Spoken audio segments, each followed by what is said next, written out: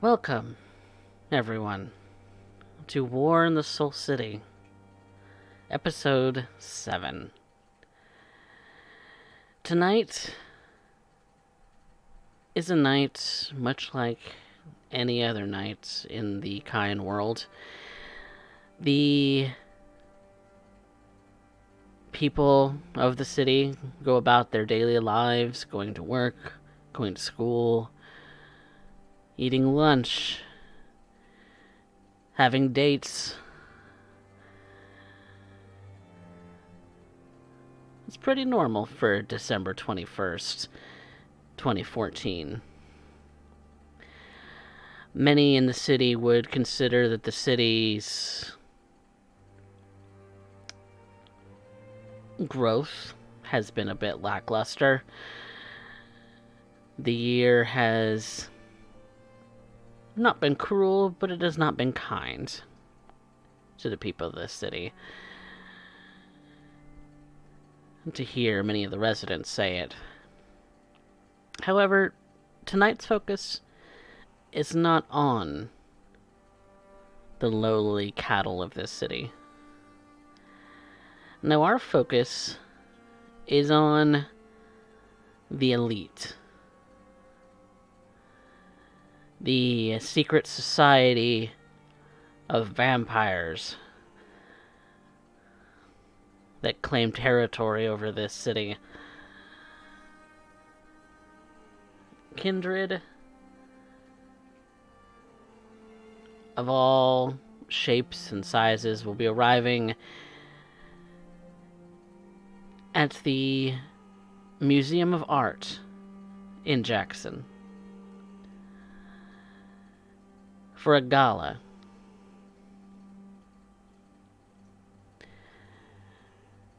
Our Kindred, the Dig team, will be arriving together with their own prospective dates.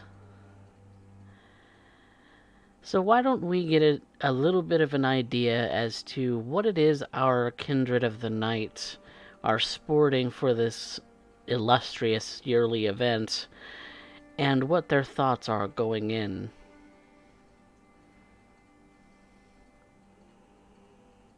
The newest member being Ken.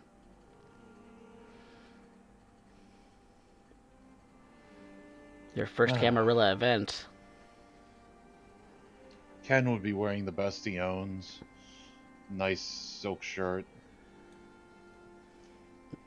His thoughts are kind of scattered. He needs to tell his coterie about what he's seen, but he's unsure of how they could stop it, possibly. He's conflicted about what he knows might happen if it does happen. He's just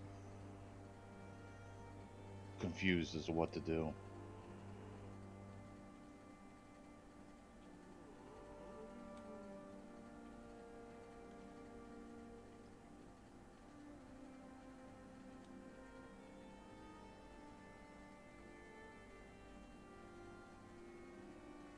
Well, I guess since we're going down the line.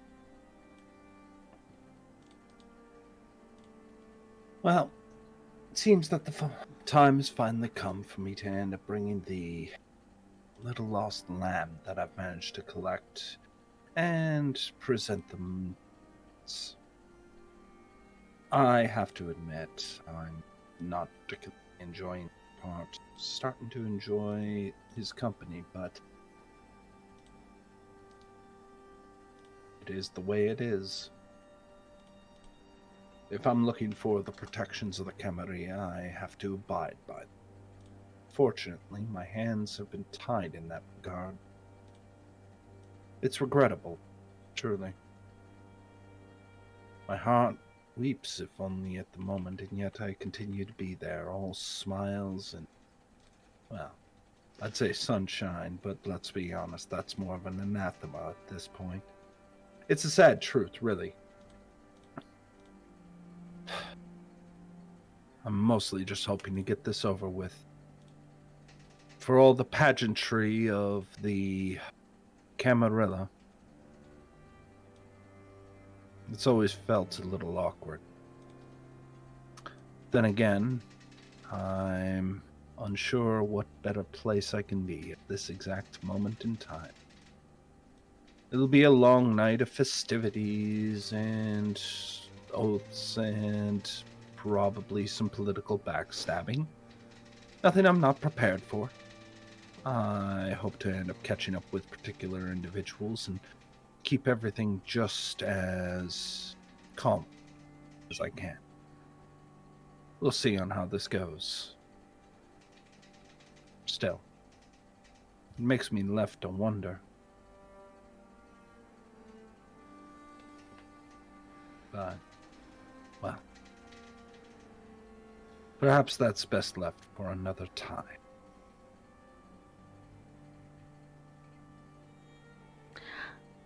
What are you sporting for this event, Dana?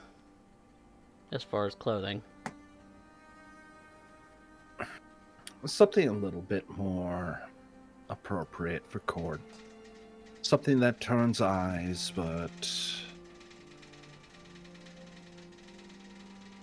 well, let's be honest, this isn't exactly my typical fashion. My hair done up and probably here done in something that's a lot more elaborate than I'm used to. I probably spent a good hour on it just to end up making sure it's just right. Fortunate I don't have the facilities to end up having it done in the way that I really wanted, but then again, I'm sure some of them would take exception to it at this point, so I'm just doing what I can to stand out just enough for everybody to have no doubts as to who the fuck I am. Now I gotta end up getting back to Rosie speaking and the wonderful play that the elders so love. It's worrisome.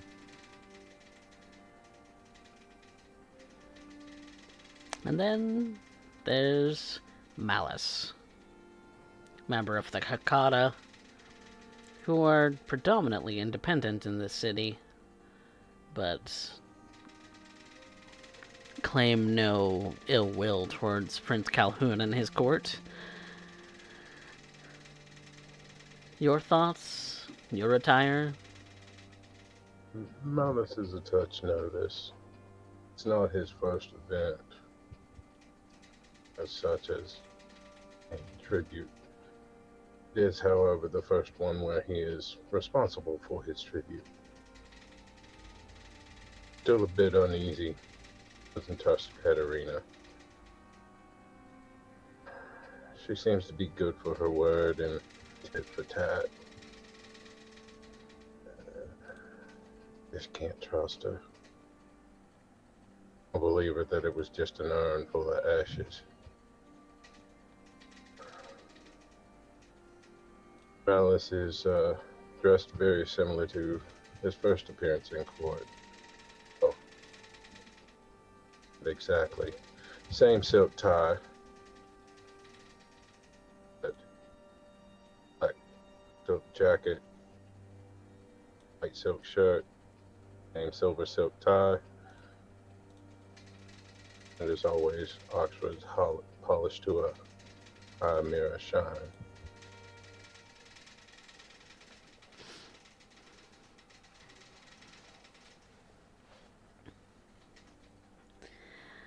One must look their best when presenting themselves in front of the entirety of the kindred court. At least in this city. Everything is... He also has Oh, go ahead. a silver attack. Very nice. So, since it is a new night, lovely kindred, please make your rouse checks.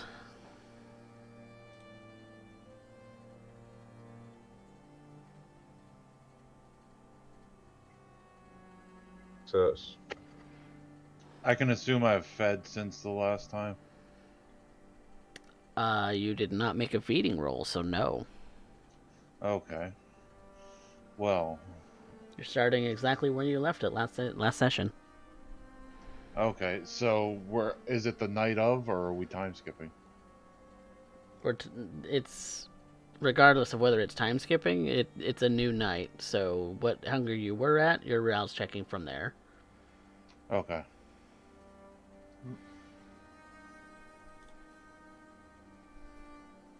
He's feeling a bit peckish.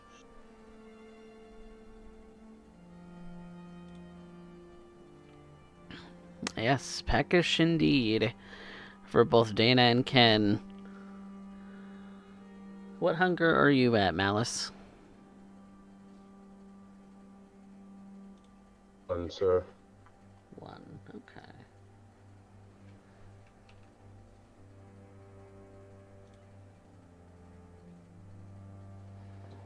Okay. So we're starting in media res. The introductions have been made. You and your guests have been entered into this lovely museum as the keeper of Elysium, Aurelia Delcroix, served as the ticket verifier. As you present your invitations to this event to her, she allows you to make your way to the ballroom, where quite the collection of individuals has gathered. Some you think are ghouls, some you think might be kindred, but there are many who are here. Delightful music fills the air. Faces you recognize fill the floor. Some have even gone about to dancing.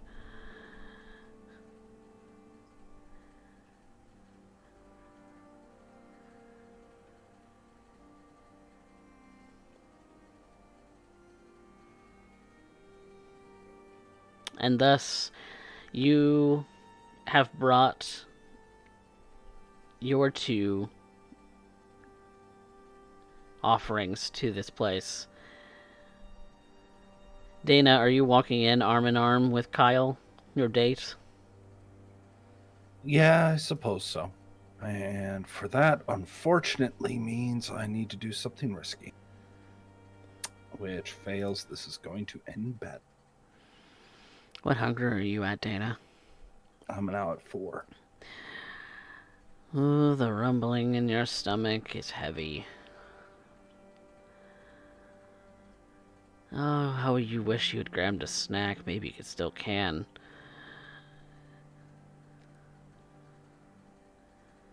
Maybe. My biggest fear at this point is causing a panic. I imagine a good portion of the people in this room are in fact the offerings themselves.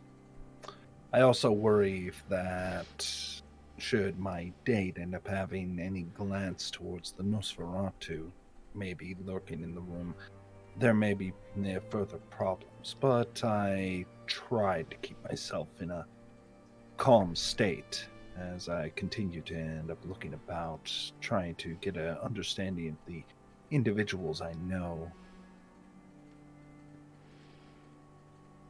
It certainly seems that some people took this whole ball thing to a bit of a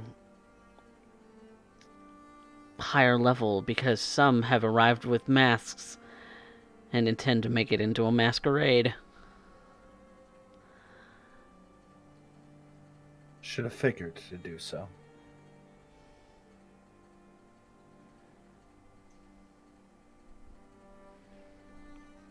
But you are ushered in, and after a while of kind of meandering for a moment with your dates in tow, What does the dig crew intend to do for this first little bit?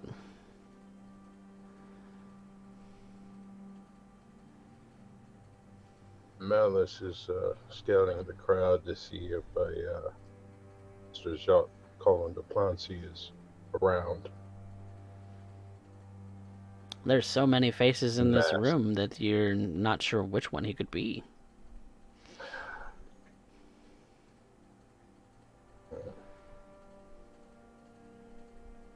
The call for offerings has not been made yet. Malice will just continue to scan, looking specifically to see if he can find Mr. de Plancy. That would be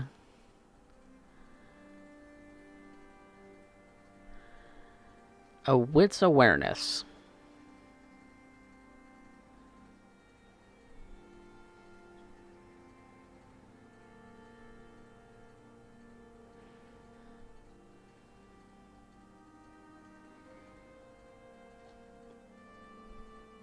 And Ken and Malice, are you also blushing?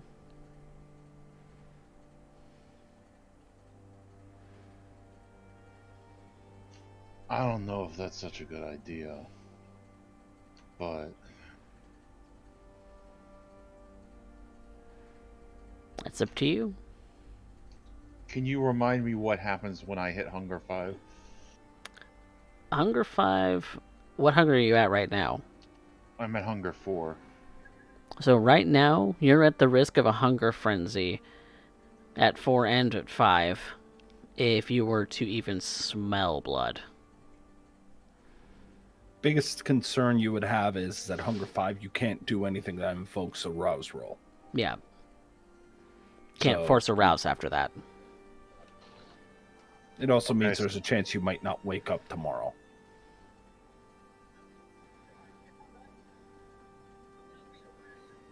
Okay, so I should probably blush then if there's no mechanical difference between 4 and 5. Nope. Alright.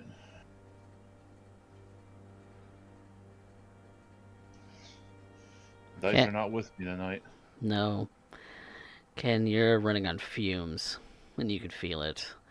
It's almost like the gas in the tank is nearly emptied, and you're simply running on empty, hoping to make it to the next pit stop before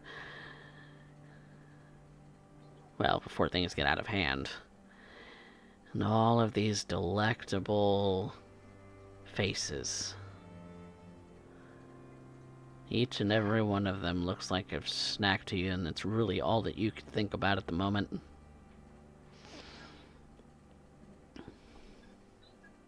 Which Jaina's not too far behind on.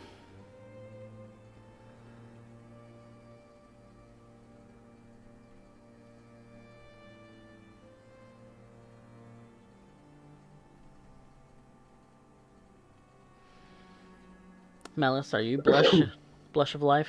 Yes. Yes. And what was your rouse check? Success. And that is 5 successes on a crit for the other roll. For the wits awareness. Alright. Your eyes kind of glaze over the room. And something that stands out to you is that there's an older woman with kind of grayish white long hair in a very nice blue dress standing with a man who kind of looks like a man out of time. Kind of a long beard, his hair kind of swept in a kind of vintage hairstyle. His suit a little old-fashioned for the times. And you remember you've seen that face in a book before. That's him, the demonologist. Rumored to have died back in the 1800s, but Here he is. Alice will slowly make his way through the crowd towards him. With your meal in tow? No, Oh, so you're ditching him. I'm assuming either with Rodney or Mercy or somewhere the rest of the group. Mercy looks like she's come in with the rest of the Hakata, and Rodney's already kind of beelines to other Nosferatu, it looks like. Malice would tell him to stay with Ken and Dana and Kyle then.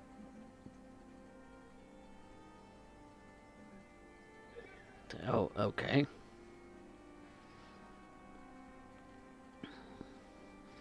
And so you make your way towards the demonologist.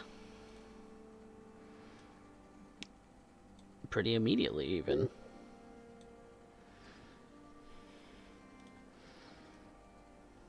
Good evening, sir. Mr. DePonte, I believe?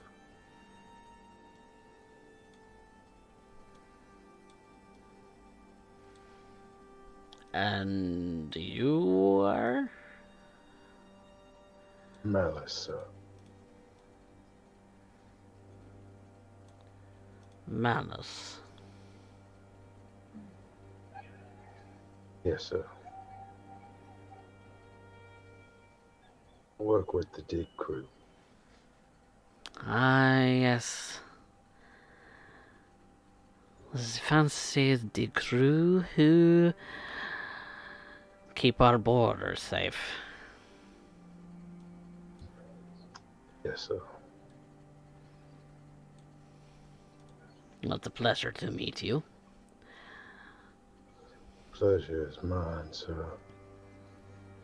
Was wondering if we could set up a time to speak later. Less eyes and ears. Well, there will be plenty of time for the rest of the night.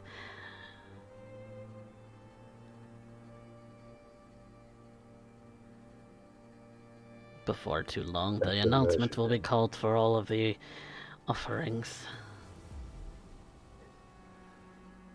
At your leisure, then. But please, tell me of your concern.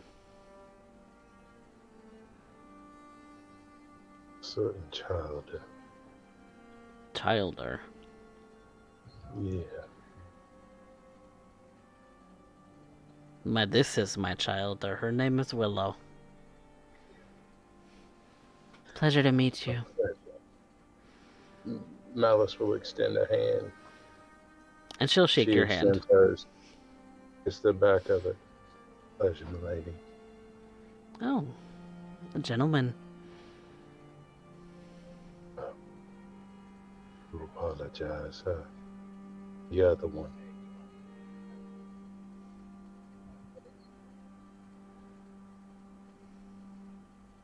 As I said, less eyes and ears. You see that Willow kind of narrows her eyes at you, and Jacques just kind of stands up straight. Yes, I do have another child. I am aware. May have news of him for you. At least where he's been staying most recently. In this particular moment, I do not care.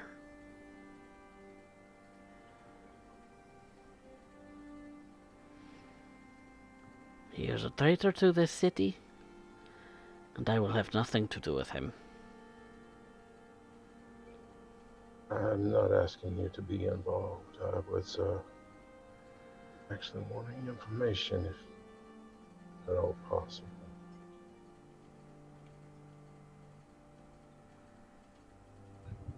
Willow kind of sidles up to you and speaks very softly.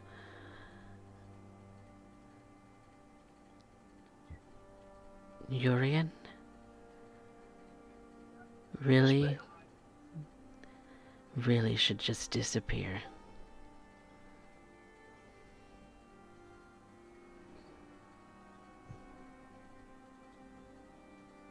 And if the dig crew was any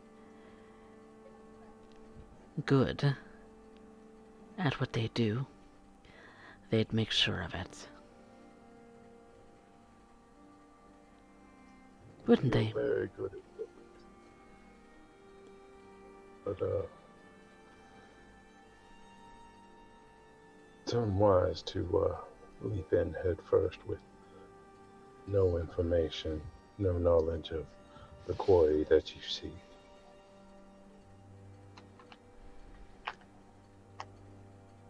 Perhaps. What more do you need to know? He's Tremere.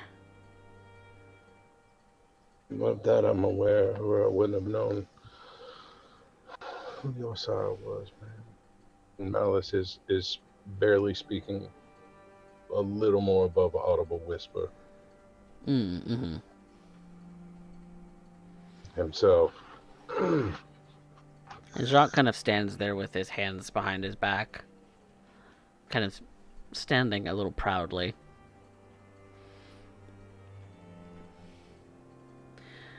Well,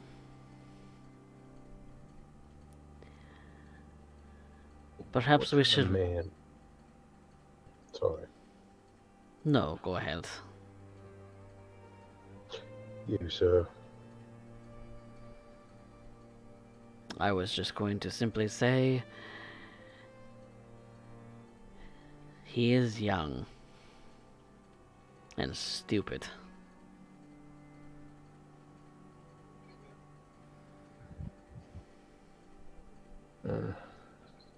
Got caught up in the fantasy of anarchs.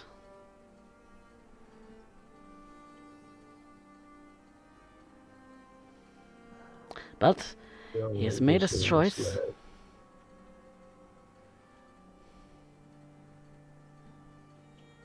That, could you tell me what kind of man he was or is? Ah, yes. Hardly a man. I may have made the mistake in embracing someone who is far too young.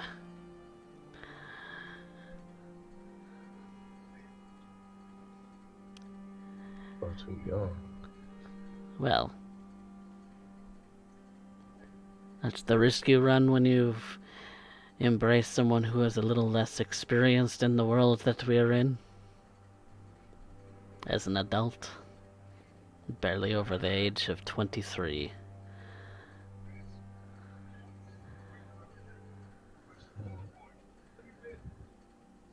But I'm younger.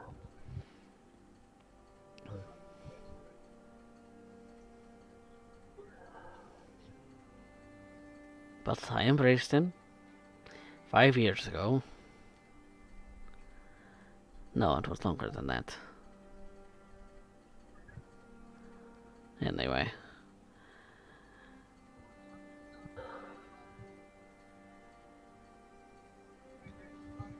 Several years ago, he told me he was going to leave. And that is what he did. He left the Chantry, joined the Anarchs, and has been running with them ever since.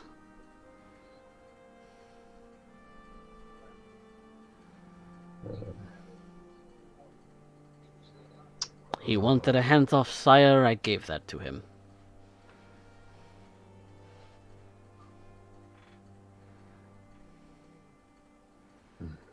He is on his own now.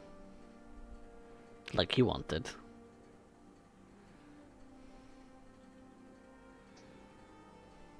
Be careful what you wish for, I guess.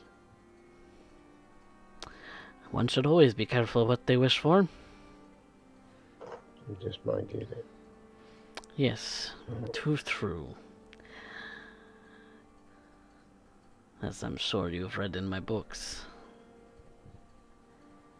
A few. he wouldn't be happen to be hanging around with the Joseph Gutenberg that you're aware of, would he? Gutenberg. And your kind. Yes, I'm aware About of the that. same time, I believe. Yes, I am aware of that name, and that is the man who led the charge of half the chantry leaving the court. Why bring up such dullardry and ill omens and ill tidings in this celebration? We're meant to be celebrating our existence. Here, Mr. Malice. Because they've been quiet too long, and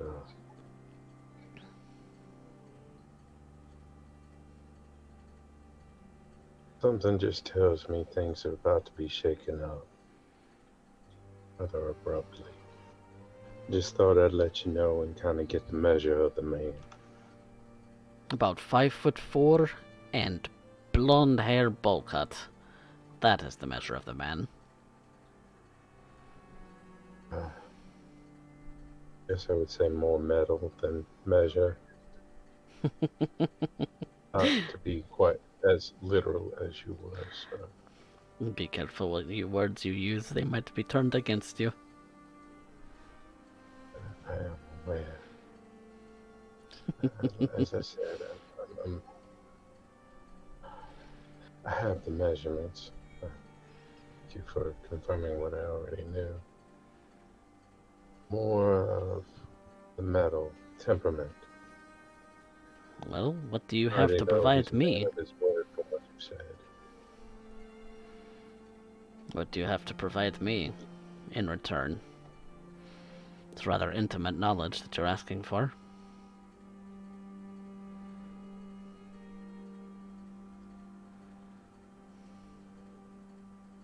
What is it that you would desire? Honestly, And I'm able to give. well,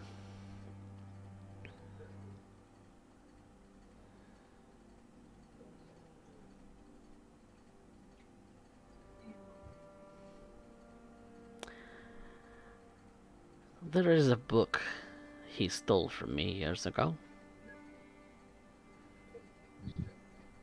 When he left, I've been meaning to ask him for it back, but I doubt he would see me. Nor do I care to see him, if I'm honest.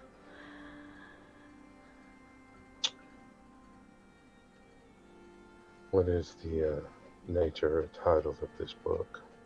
It doesn't have a title on the front. It is simply Description? a soft-bound leather book. Is it red? Is it brown? Is it black? It's brown.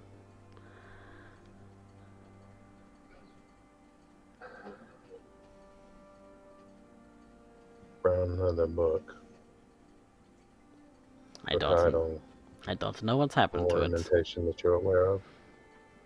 Not that I recall, but it has been years. It might be sacrilegiously written in and scrolled upon, and who knows what else.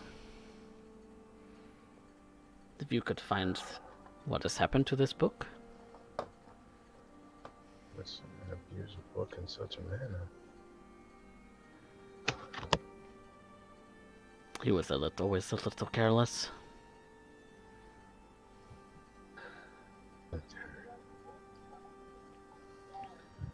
Would you happen to know if this would be a book that he would keep on or near his person? I have no recollections. As I have said, I have not seen him in more than 7, 8, no, 6 or 7 years. Its time runs all together.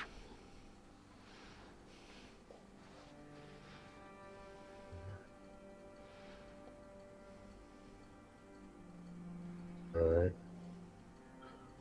So is it my understanding I get you this book and we have a conversation about him? Simply determine the nature of the book. Whether it's in returnable condition, that is Okay. fine as well. Just what happened? Why did he not return it to me? Is there something special about this book? No, Sentimental value? no. It's just simply mine. I don't know. Should be easy enough for an investigator such as yourself. I guess time will tell. And if you've been listening, I've already told you a good number of things. I am aware. So, I do appreciate your time. have a good night, Malice. And may the rest of the Indeed. festivities grace you with happiness. I do apologize that I had to darken such a festive event with these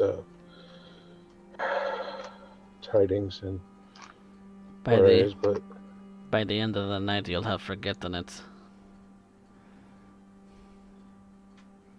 I appreciate the sentiment, but I highly doubt it. Well, we shall see. Forgive Good very evening. little. Good evening to you too, and pleasure, Willow. Yes, quite a pleasure. Would you care for a dance? I would like you to roll me a charisma persuasion.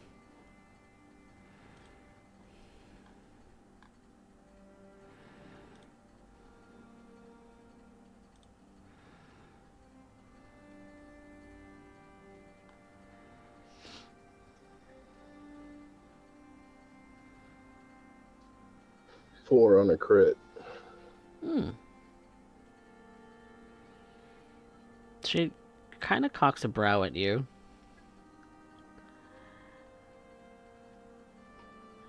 Maybe. My dance card's a little full right now. Maybe later.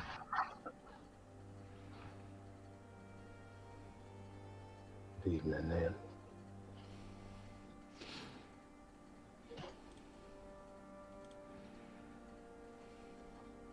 In the meantime, Ken and Dana, what are you up to?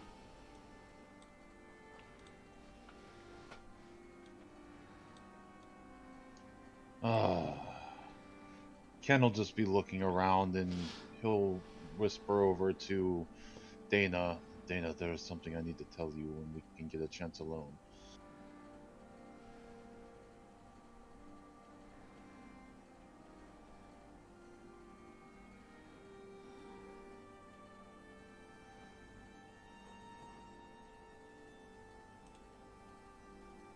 Dana? Well, all right. Dana was... Going to... Ken was talking to you, directly to you. Oh, I thought he was off elsewhere and my brain ended up doing the thing. Sorry, restate. Dana, when we have a moment, it's quite important. I would like to talk to you in private. Kenny, you're gonna make Kyle jealous. I'll just kind of saddle up next to my date. Kyle, you have nothing to worry about.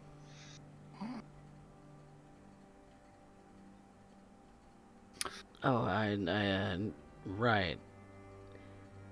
Should I go get us drinks? Yeah, I'll go get drinks. Obviously.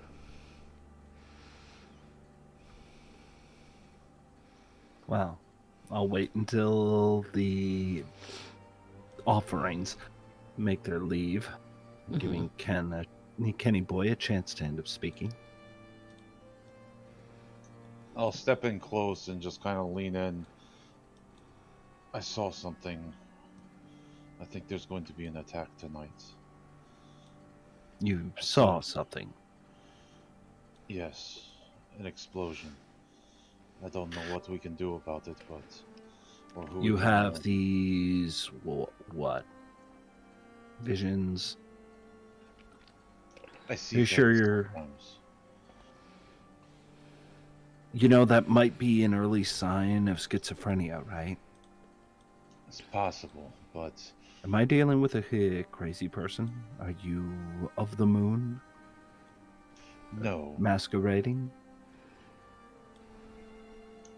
Unfortunately, sometimes the things I see come to fruition, and it might be prudent that we pay heed to this. Kenny, I've known for you for a grand total of, what, a week? This would be the first time I've heard anything about these visions of prophecy. And pardon, but your stock hasn't exactly gone up in my eyes yet. So, unless you have some form of evidence or something I can actually go off of, you know, I can make wild accusations too. Or are you claiming that the sheriff is incompetent at his job, or maybe the hounds wouldn't sniff something out? Well, if you do not believe me, who can I talk to? Maybe you need to end up being able to provide something more than just, hey, this is going to happen. That's how this works. Kenny, I just see things. Kenny, let me lay it out a different way for you. We exist in a world of rumors, paranoia, lies that drip out of everybody's mouths. There's so much so it's almost akin to venom. If we ended up piling up it into vast vats, we would be able to end up filling up every container in this city just tonight. So what can you trust? If I were to come to you and say I had a vision of your dead relative who wanted to speak with you tonight at X, Y, and Z locations, would you just run to it? How do you know I'm not full of... I'm putting my very existence on the line to tell you these things and putting my trust in this coterie. If I'm lying, then it makes us all look like fools, and as far as I know, goes that's against... exactly what you want to do. Why So I'm would I telling want to you, do this? because as far as I know, you're an anarch infiltrator. So let me lay it out for you very simply, Kenny. If you're concerned about it, maybe you should look into it a little bit more. If you come up with something, maybe be able to find out who hid some grenades or something in here, then maybe you can go about it.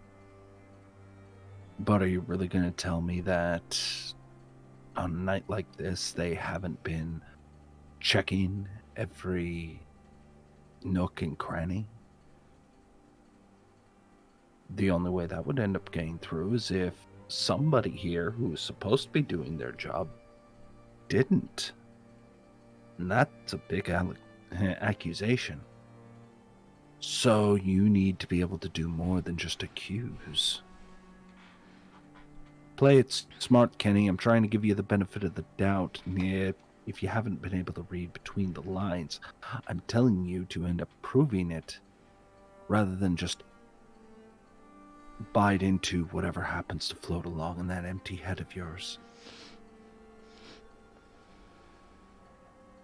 ST, would I be able to look around the room and recognize where the bombs went off from what I saw? The vision was pretty vague.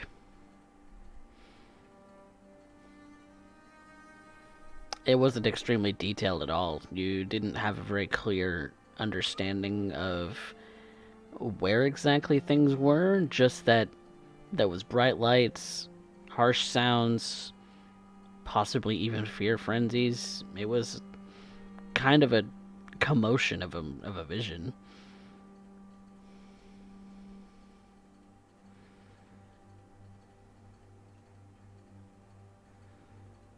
I guess I'll have to poke around a little bit. I don't know.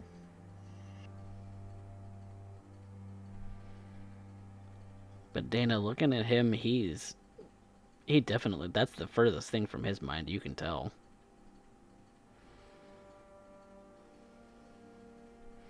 For both of you, it's the furthest thing from your mind. Maybe. But I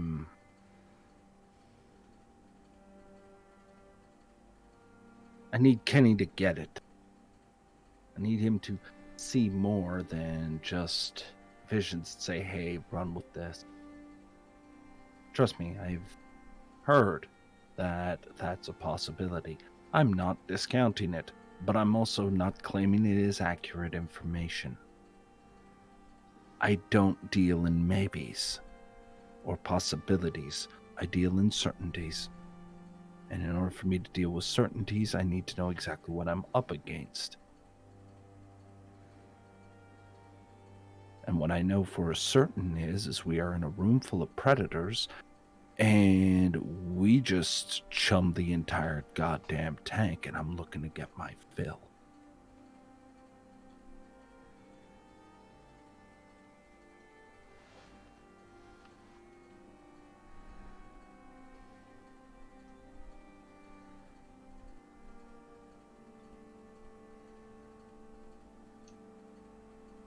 I'll talk to Malice. He might have an idea.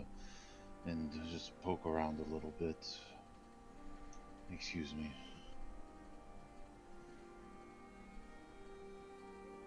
And with that, you Idiot. two separate ways. Where do you intend to go from here, Dana? Well, I'm going to end up making sure my date stays within arm's reach, and hopefully I don't get interrupted by stupid little things like that.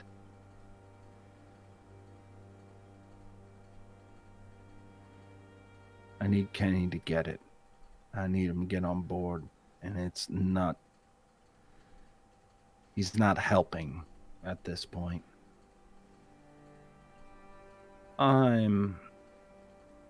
Once I end up collecting Kyle, I'm going to start walking the room for familiar faces. I think I see, actually, 2 familiar faces. Anastasia and Kyle, if I'm to understand. Yes. You do see Anastasia, Kyle, and Renee, and 2 others that you haven't met yet, all kind of conversing in a circle.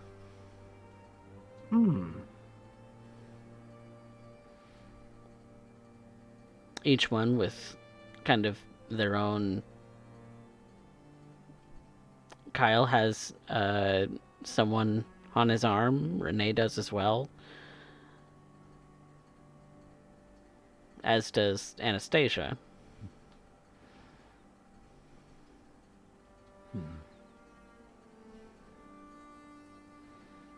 Well, I'll definitely end up joining in that group, if only to end up listening in and talking. They're the closest thing to familiar faces that don't make me want to tear somebody's face off right now. That's a very valid point.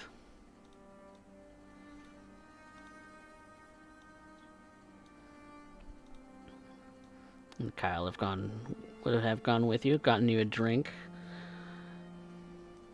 And can the other gentleman, Jeremiah, rejoins you. This is probably the fanciest party I've ever been to. Yes, this is a little nice. I'm enjoying myself with this. as much as I can be, because I can only think about one thing right now. Need a Don't drink? worry. Kind of hands you a champagne flute. Thank you. I appreciate this. And I'll be looking for Malice and my date.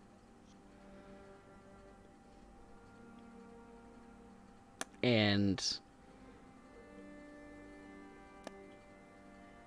your dates kind of wandered off on their own. Kind of got caught up at the bar, it looks like. Okay. I'll I'll find Malice and then I'll go see about collecting her. For the moment, Malice is still having a conversation.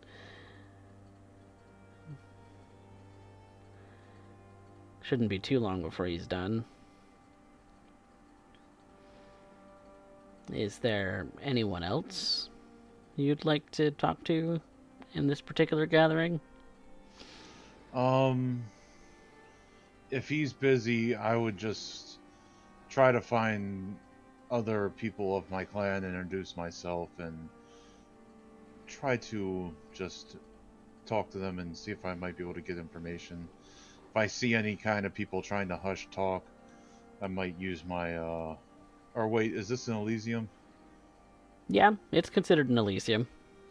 So you can't use powers here, right?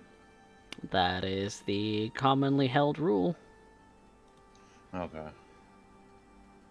But you do see a familiar face, and that's Walter. He's speaking with 3 other individuals, one of which is from the coterie that you're part of. Okay, and Walter would be the man that I talked to get in, right? Yep, that's correct. Okay. I'll move up to him.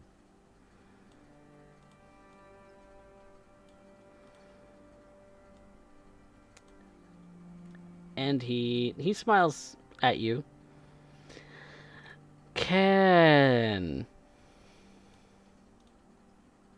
Mr. Walter, it is a pleasure to see you again. Please, just Walter's fine. Everyone, this is Ken Tanaka, the most recent addition to the family of Toreador. And Caitlin, the kind of red-haired woman with the kind of black fuzzy like feathered shawl and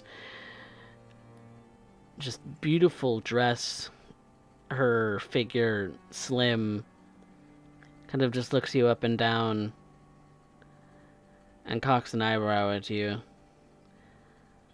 This is how you come dressed?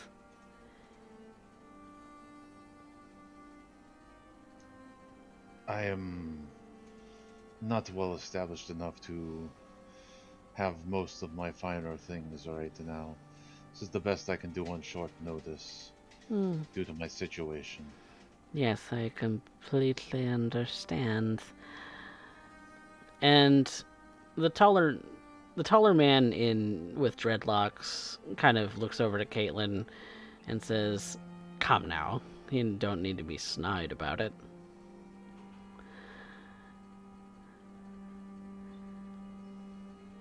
It is okay. I know what I look like right now. Compared to anybody, I'm so underdressed that it's funny. You think you're underdressed? Jeremiah says he's followed you. Yes, for a grand party like this, should be wearing some of the finer things.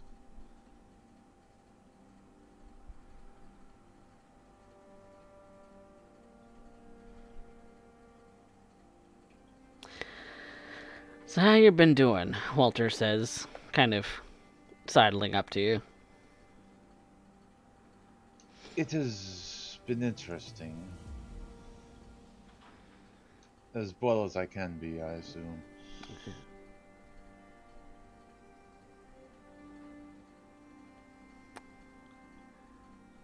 Well,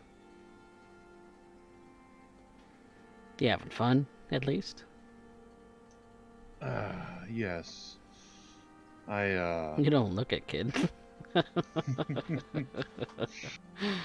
You're like bored It out of your is. mind.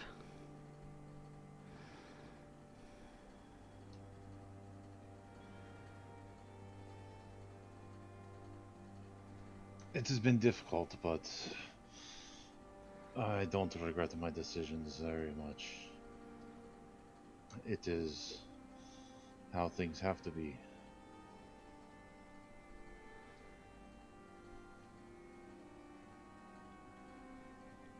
Caitlin kind of just cocks her head a little bit.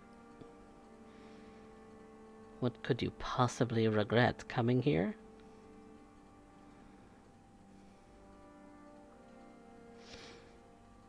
No.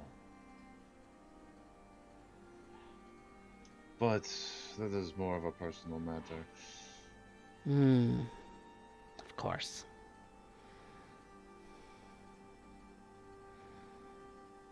So it is a pleasure to meet all of you. And Caitlin and Austin will introduce themselves to you, kind of politely and with a handshake. I'll like kiss the back of the hand and nice firm handshake, and start making small talk until who's the guy what's the guy's name that's with me? Jeremiah. Jeremiah, until he gets bored and stops kind of paying attention. Is the guy that brought me in, is he a Toreador as well, or what is he? Walter Holloway? Yes, he is Toreador. Okay. Um, I did have a question for you, since you are probably the one that's most knowing when we have a chance. If you would permit me.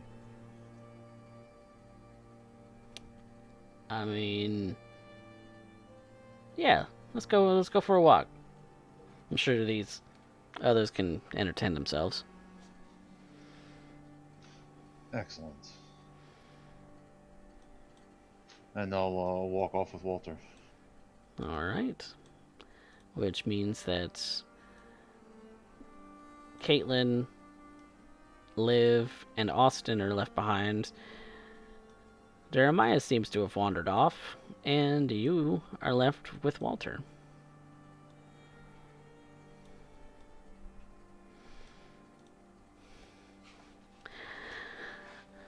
So, what's your question, Mr. Tanaka?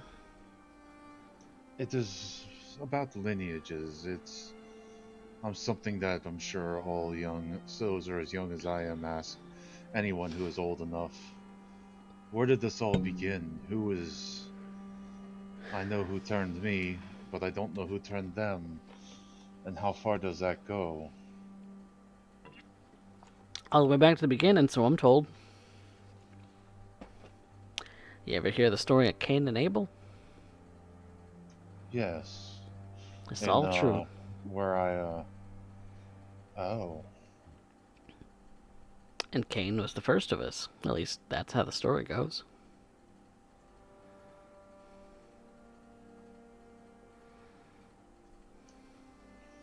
How did the different clans,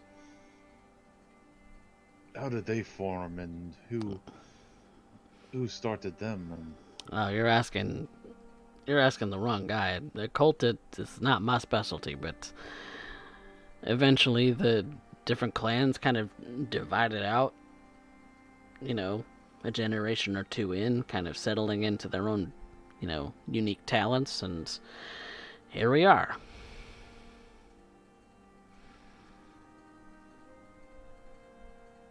The Bible says that was the beginning of time. I heard all these stories when I was a child where I was raised, but I never thought that they'd be real. There's a lot of things, considering that, you know, we're supernatural beings at this point, that you realize a lot of those stories have some nugget of truth to them.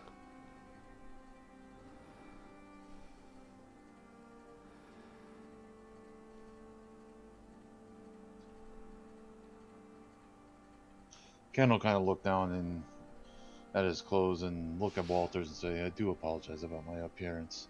I have just getting my feet underneath me after everything, and Nah, don't not sure apologize. to prob- Don't apologize to me about that, kid. I love to watch Caitlyn squirm. It's fun. It's funny. She's the hoity-toity one, you know. I don't understand how she gets along with Austin, but you know, match made in heaven, I guess. I don't know. Maybe it's a case of opposites attract." Possibly, but I'm kind of somewhere in the middle. You don't need to apologize for your Hawaiian shirt, looking ass.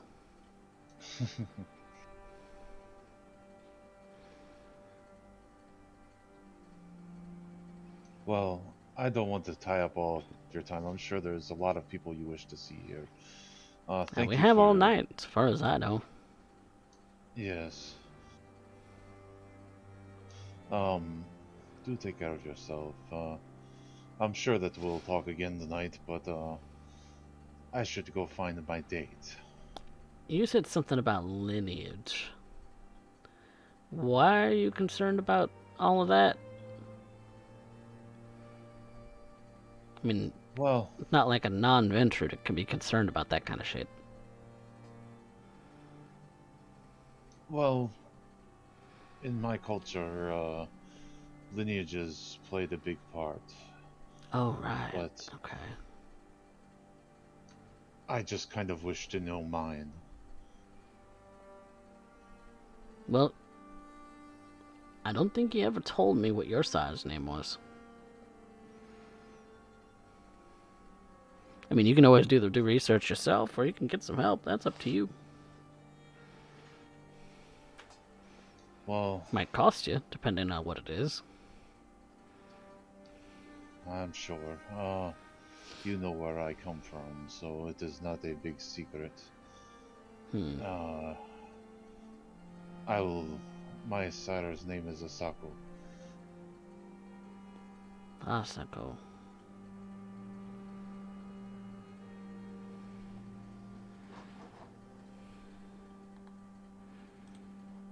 Let me see.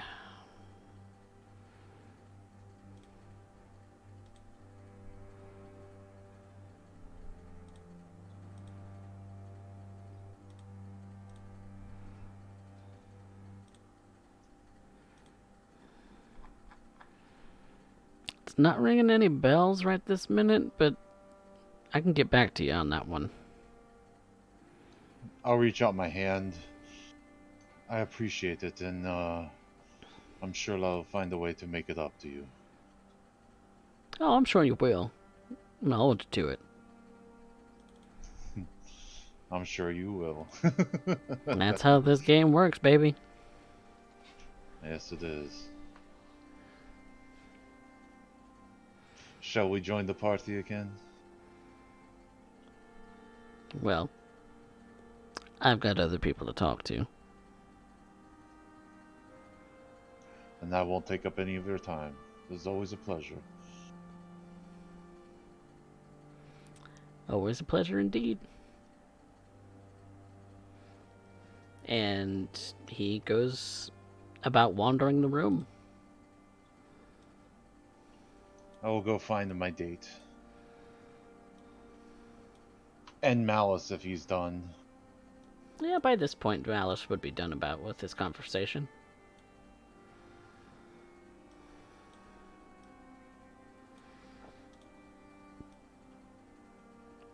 So you can meet up with Malice again. Malice. Might I have a word with you? Alice looks around for the gates. Jeremiah's kind of standing on his own on a wall. Just kind of looks like he's finished his third champagne glass.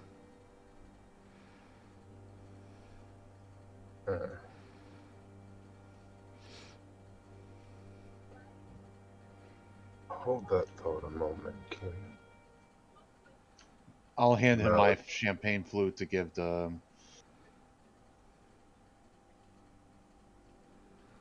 Jeremiah.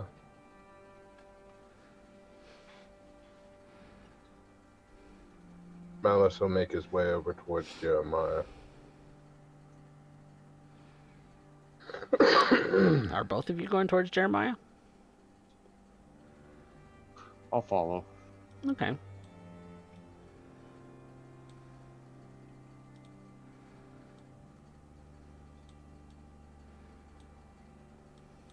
What are you finding this evening, Jeremiah? This is awkward. I have never had someone from a hotel invite me to a fancy ball before, so I've got 2 left feet. I don't know how to dance. I'm out of my element. I really, I really should just go home. Malice hands the champagne to Jeremiah. How many of these have you had? I don't know, 4. Right. Hey, take it slow. Chill. Look, Belong here. Been look. invited. I get you feel you're out of your element. It's all right. Lots of folks around here. Everybody looks so fancy. Some of them have masks. Some of them don't. We're all right. Bro, this We is were not. invited. When you when you said a fancy shit dick, I was thinking, a nice bar. I wasn't thinking this. I look. I just want to go home. Look at me. I am so underdressed. It's not even funny. Look, But bro. make it He work. sticks out like a sore thumb. You look more like you belong here than Kenny does. Oh, Slow great. down on the champagne. Find something to eat. Give yourself a little time. If you think the champagne was fancy, I wonder what they have for food.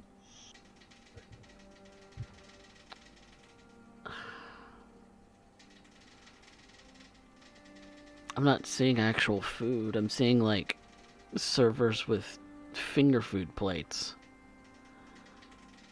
Yeah. Find one of those and just take the server's whole tray. You need to get something on your stomach. The alcohol a minute. Fine.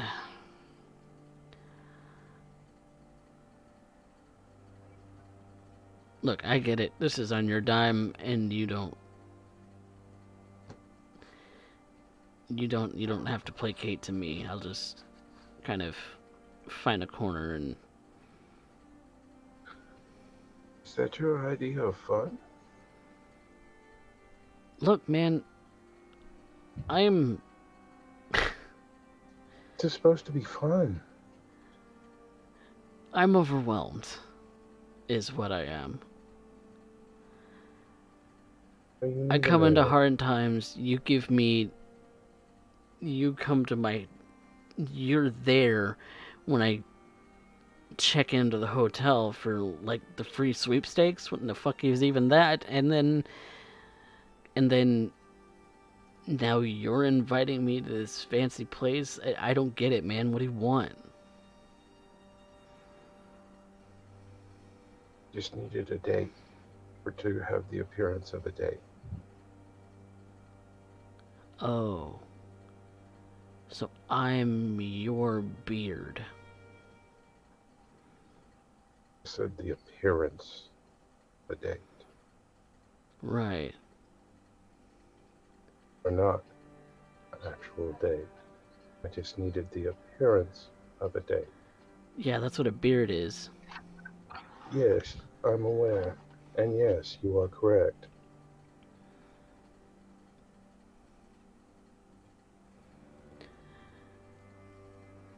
Oh boy. Got real roped into this one, I guess. As to the other, That is a promotion that goes on at the hotel to extend the word of what we have as far of the way of accommodations and hospitality. Someone like you that can spread the word. This is a nice place to stay. They take care of you. I mean, that's obvious, my guy.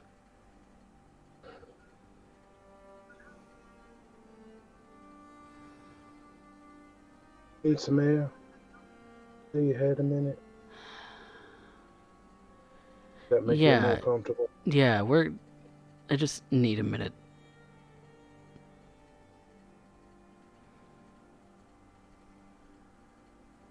Malice will walk with him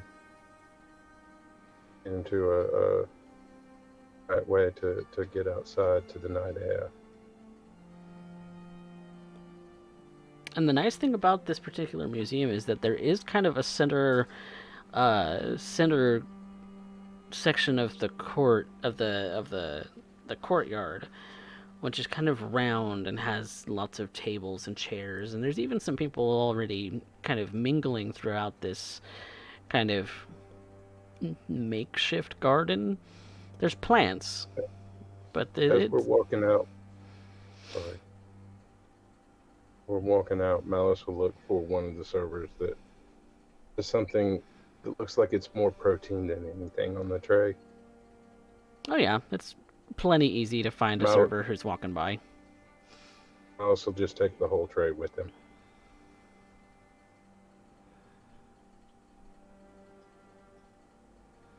And Jeremiah just kind Offer, of sits kind of casually in one of the seats, kind of undoes the button of the kind of not well fitted suit that he's wearing. He's obviously a little uncomfortable in it. Malice will grab a couple more bits of champagne, set the tray down in front of Jeremiah, and set one of the champagne glasses down. Fine. Here, get comfortable. Canner, what are you doing during this interaction? I still need to talk to Malice, so I'll just be following along, looking around for my date. Yep, you can definitely go find her at the bar. She's kind of flirting with some of the other patrons of the bar. Okay. I'll leave her to that for a second then.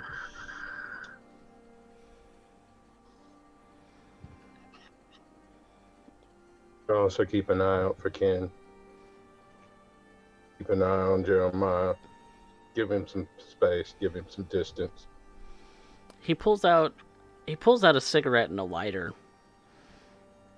And for the briefest of moments, Malice, your inner beast is very scared of that thing in his hand.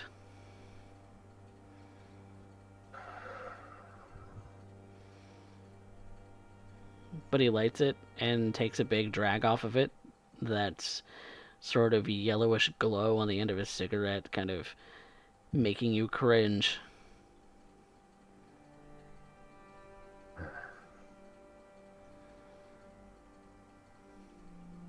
So Malice is going to back off and give him a little bit of space.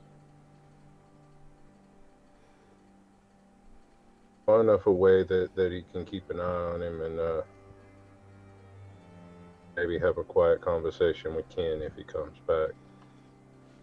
Yeah, Jeremiah just kind of sits there and smokes on his cigarette. Looks like he's trying to relax.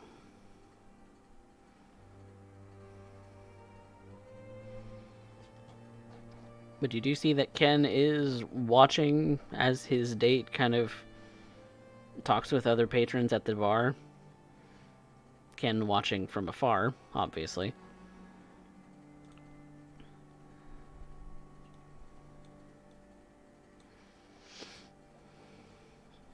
But you two have a relative alone time. Malice.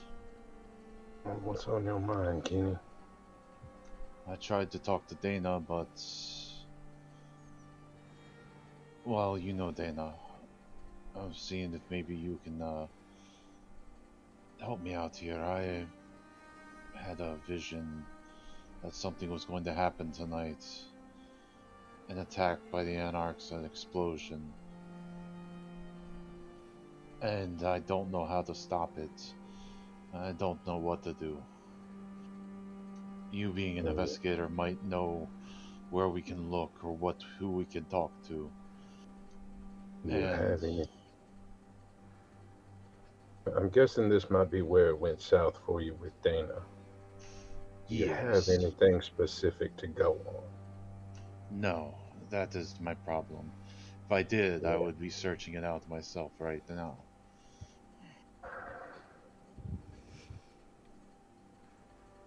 You had a premonition. It going Yes. sideways here. Affected by the Anarchs.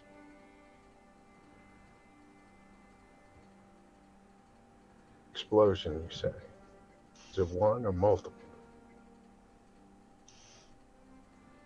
I just remember flashes of light and noise and frenzy and panic. It is not a detailed vision, but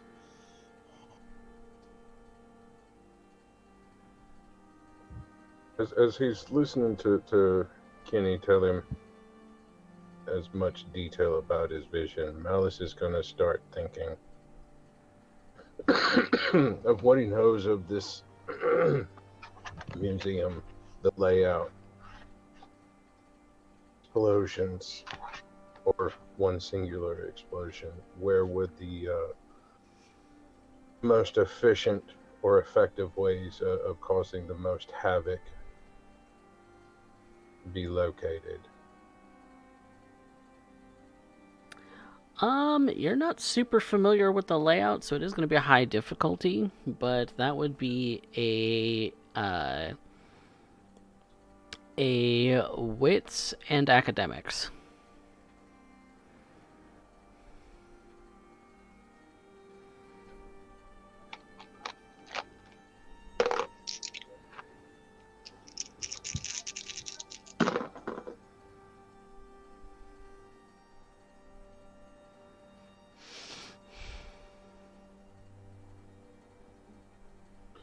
That is 4. 4. Okay. Um, it's kind of a big complex.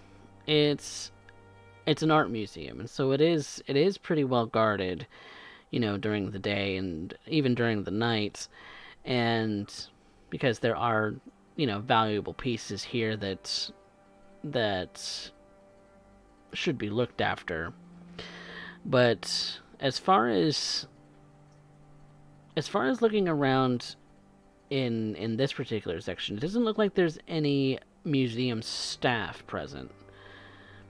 But so you're thinking that maybe they have all been reassigned to different portions of this particular location, which means that potentially all exits and entrances might be covered.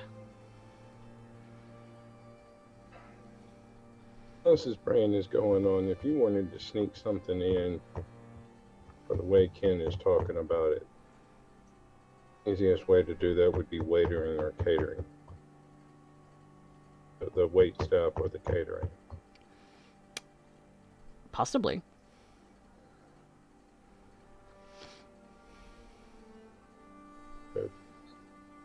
Typically located in a back room where they gather all of this stuff somewhere. I'm not too familiar with this structure.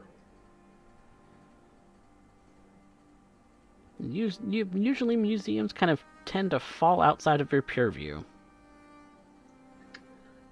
Seems to me people want to get around security. You bring something in through the catering or wait staff, somebody that possibly already been checked and their stuff likely gone through by security. And you do know that it is the keeper's job to make sure that all of this is secure. I don't think anybody's falling down on the job, but I wouldn't put it past him. Anox, if you're saying what you think I hear you saying, to have Googled somebody on the staff and pushed them into hiding something to get it through.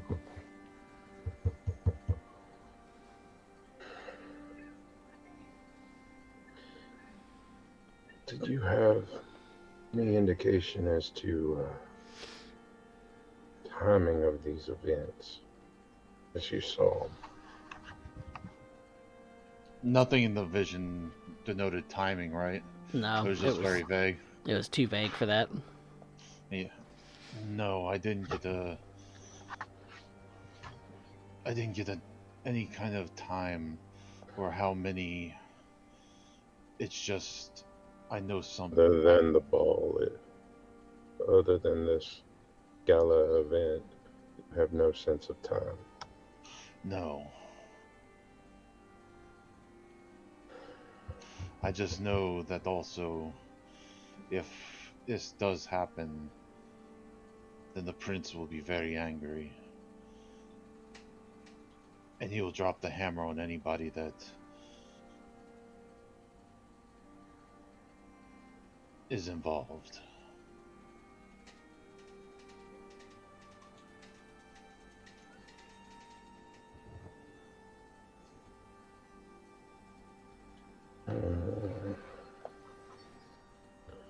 Does Malice know who the keeper is? Yes, Aurelia Del Croix. A Toreador. Of course she is.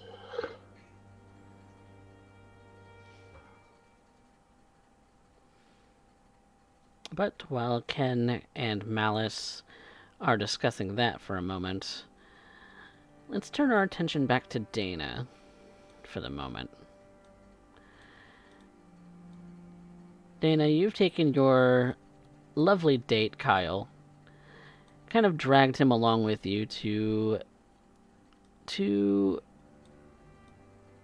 talk with a few individuals whom you've been meaning to talk to for a bit. You see that Kyle Calhoun, Anastasia, and Renee are all there. And a couple of others, one of which who keeps his head kind of low, kind of remaining unseen. And then there's another beautiful girl with kind of chestnut hair, much like yourself, in this particular area here.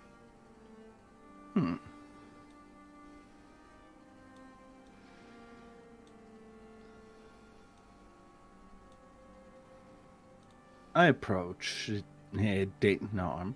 As I end up doing so, my first instinct is to look to Anastasia. Anastasia, it's so good to end up seeing you again. And Yes. Kyle, good to see you too. Of course, how can I forget Kyle? This is Renee, and I got two newcomers to meet tonight. How exciting! It's a pleasure to meet you, says the woman, who has hair very similar to yours, very flowy. She's very pretty. She kind of stands straight with a quizzical eye on you. Dana Rain, pleasure to meet you. Colette Crevier. And the mysteries continue. Pleasure to end up meeting you, Colette. The pleasure's mine. Anastasia, I am hoping that you managed to end up settling the affairs, and now that you had a chance to end up speaking to Kyle. Mm. Kyle, me, Kyle.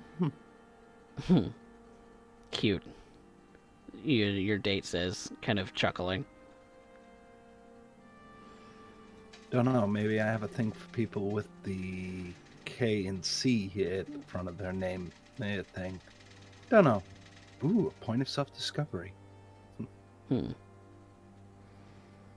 And of course, Renee. Pleasure to see you, Miss Rain. I'm sorry. Was I interrupting? Kyle Calhoun looks at you and simply says, "Not at all. We were simply having a friendly discussion amongst all of us." And they are what they're doing. So I'm presuming that they're upholding the masquerade. And Oh, of for course. that point, I will end up maintaining it myself. Oh, whatever up. Work. Mostly. Personal lives, sort of. I spent too much of my time having to juggle between errands and having to end up keeping the armory up and running. It can be quite tiring at times. The armory, huh? Says the masked figure. Never been there. Oh. It's an absolute cavalcade of, well, let's just say it's wonderfully raw. But tonight's the night of finery, of masks and dancing, and of letting the drinks just flow in. That is true, says Anastasia. But I don't think I got my answer. Annie, did you manage to settle up things with Kyle? I think we were just coming to an agreement of sorts. Oh, goody. And I'm sure you're not going to let Renee here in the cold. I kind of put my arm over his shoulder, kind of leaning upon him, maybe suggestively. Mostly I'm easy. That's up to him. It's not up to me. Renee just kind of chuckles and doesn't really say much else. Strong silent type. And no, I'm not gonna push. I'm just gonna relax, enjoy the evening's festivities, take it as is. Put the idea that this whole place might explode in the next 30 seconds out of my mind. Thank you very much. Quite a damper on the evening. Could just rip his throat out and drink him down, and you don't have to worry about him anymore. If only it were that simple. It is that simple. Would, but then I'd be ruining a gown. I'd be causing a panic, and well, ultimately things still go boom. And that's even if he's telling the truth. Maybe he's just a little crazy. Or maybe he's pulling off some degree of subterfuge, playing off ignorance.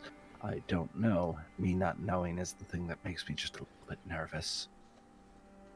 I mean, for all intents and purposes, he's just like me. Yes, and I keep you both on a short leash for that reason.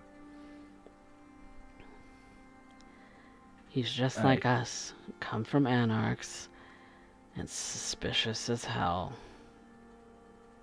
Why do you think it is that I end up keeping him on a short leash? It's a mirror. I don't like it. Just let me enjoy it once. I think, because But we're hungry. And once this night is over, I will feast till I am as fat as a tick. Until then, we have an image to uphold. And we can't let that slip for anybody. Who cares? Everyone in this room that would eat us as quickly.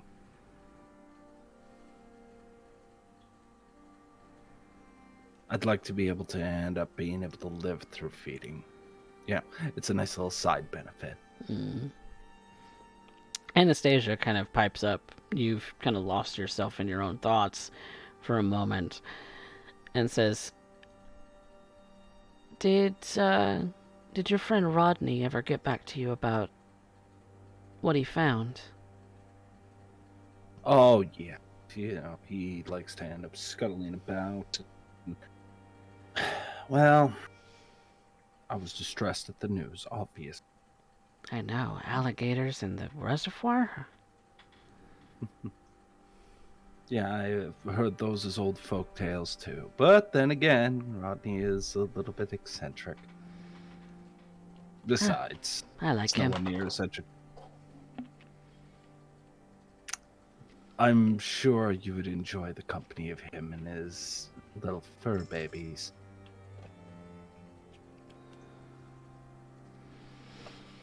But Yes. I wanted to end up coming in and seeing on how things were going. You two do make a cute couple. She says it without even batting an eye on the fact that they probably come in with their own offerings, though whatever the context is of that one, well, Dayton doesn't know, so she can feign the ignorance. Anastasia just chuckles, and Kyle just kind of smiles. Well, there is other business to attend to, he says as he kind of straightens up his suit jacket a little bit. I hope you all have a pleasant evening. Of course. And I look to Colette and the unnamed individual. Now, I don't think I caught your name, sir. Fernando.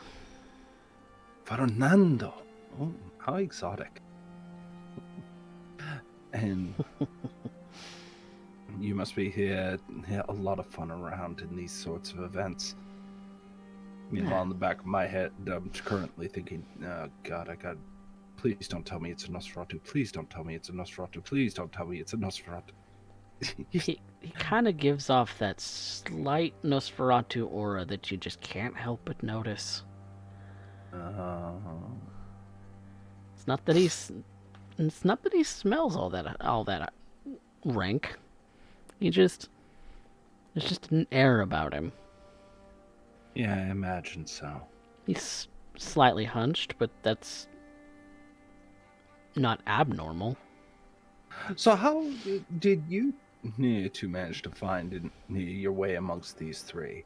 Associates of one of them that I don't know about? The gasp. How scandalous. Anastasia pipes up, they're my coterie mates. Oh, friends. I cough as I try and correct Anastasia on her verbiage. Yeah, she would know better. She wouldn't have said that.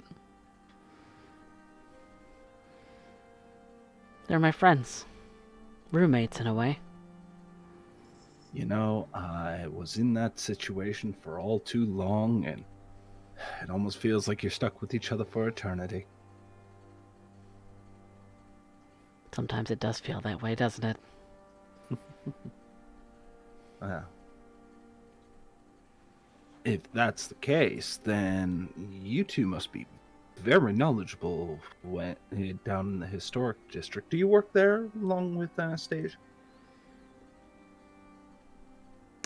Colette and Fernando both nod.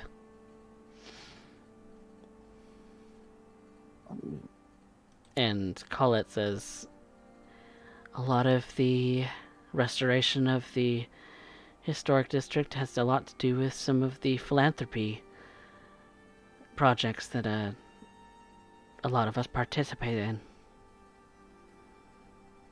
Oh, isn't that nice? One must I always have look back on their roots.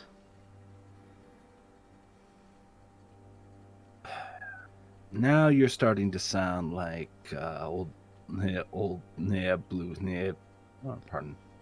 Now you're starting to sound like old suit I used to know. You don't happen to wear a suit and tie on the weekends, do you, Colette? No.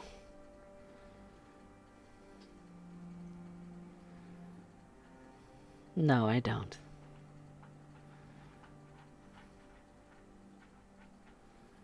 Well, if you ever need anything, please don't hesitate to end up reaching out. I try and keep myself available to whoever's in need. Of After course. all, well, yeah. Between the armory and everything else, I still try and make time for people. She looks to Kyle for a moment, Kyle Owen specifically, with a bit of a wink and a nudge, as she lets off of Renee. Still, does anybody know when the festivities really kick off? I mean, I hate to end up being the bother, but I'm just the impatient type, you know. And it's almost as if on that cue, there is a sort of bell sound that goes off in the midst of this room.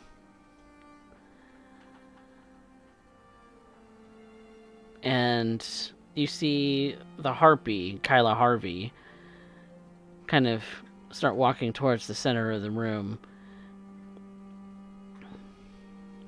And you see that doors around this entire complex start to shut.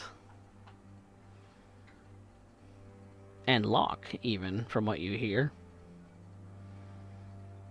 If my pulse could raise, it certainly would. Kyle looks at you and notices that all of the doors are shut and locked, and that everyone in this ballroom is now separated from the rest of the art gallery. Why are they shutting the doors?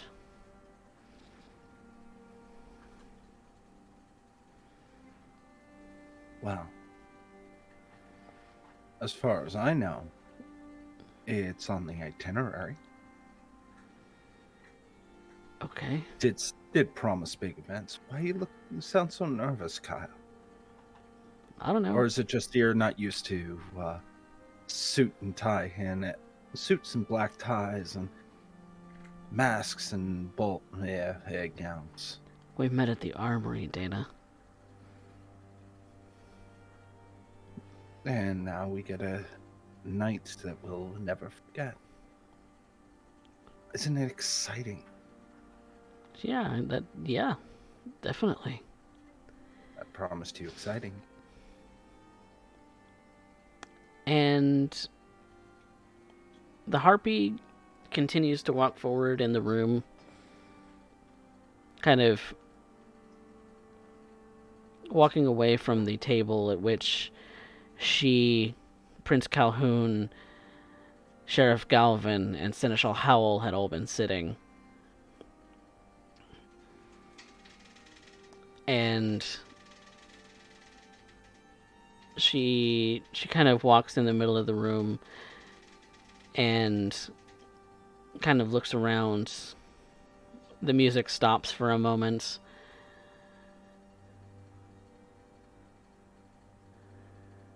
Citizens of Jackson, it is now that the celebration truly begins.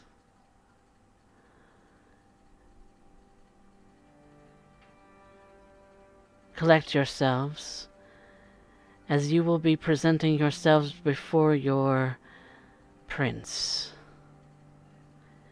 and providing the offerings that you bear.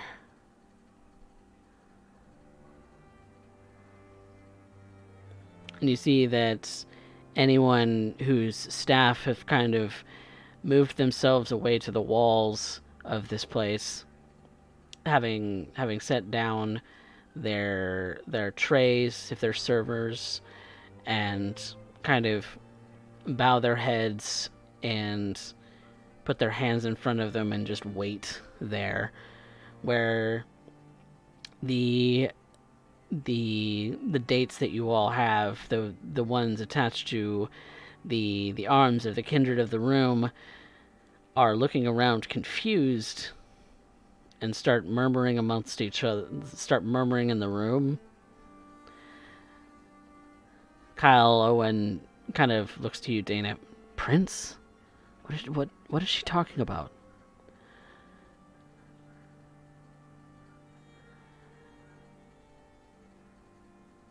Oh. I guess we're amongst royalty. Well, this just got more interesting. Royalty. Well, I don't think anybody would just get dressed up like this for nothing.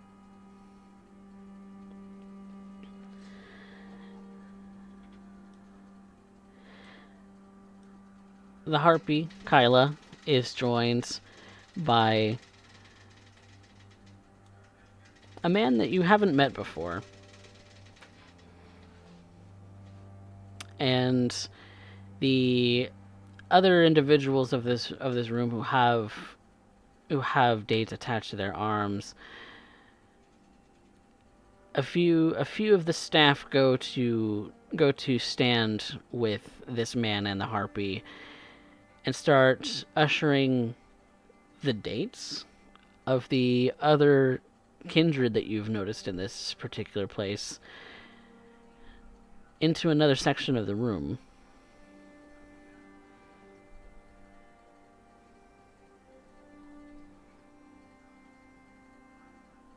And Kyle's noticing this, Dana, and kind of looks at you. Jeremiah has only recently come back in before the doors locked, Malice, and is kind of looking at you like, what is going on?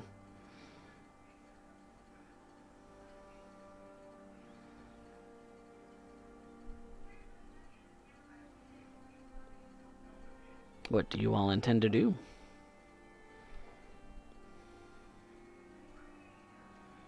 Appears there's royalty.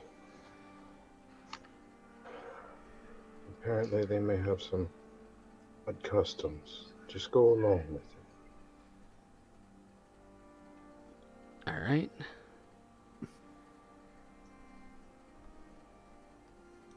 Certain members of the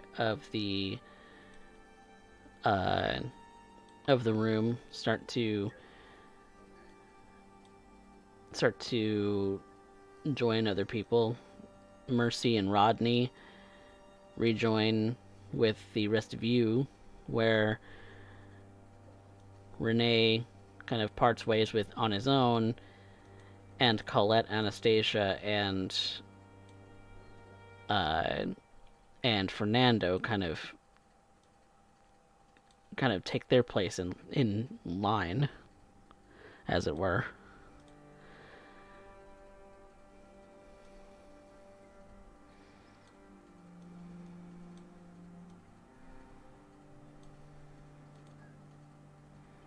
Would I be close to my date? Yes, she would be around.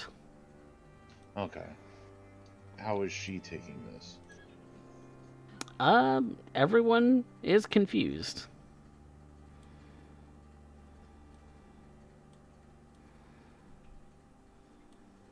Don't worry, my dear. Perhaps they're doing a charity auction or something. She seems a little less concerned than some of the others because it looks like that she's been drinking quite a lot.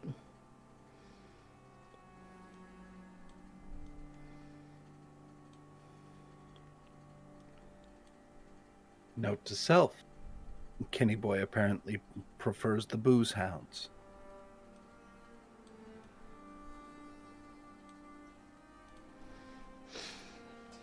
But eventually, everyone kind of cycles through. Liv, Mercy, and Rodney are there with you guys, but they're kind of just silently appreciating the line as lines of people are following this gentleman and the Primogen, Amy Bach, to another portion of the room, and everyone is kind of separated from their dates. I will take Kyle, sling my arm under his, and bring him forward for the next stage. Kind of make him relax, mostly body language at this point. Just the go along. Who knows? Maybe here giving the idea of a pleasant end to the evening. I know that's a lie, but at this point, I just want him to relax. Don't need him kicking up a fuss at this exact moment. Would hate for a bird to try and fly out the window. And so, the 6 members of the dig crew and their 3 offerings make their way towards the front of the room. You see that Prince Calhoun, Seneschal Howell, and Seraph Galvin have been watching this entire event with hawk eyes.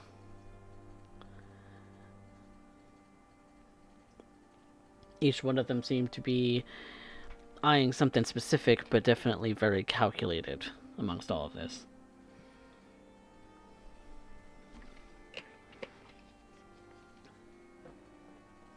And so, how do you present your offerings? I guess I'll go first. See if I can make this relatively smooth. Good evening.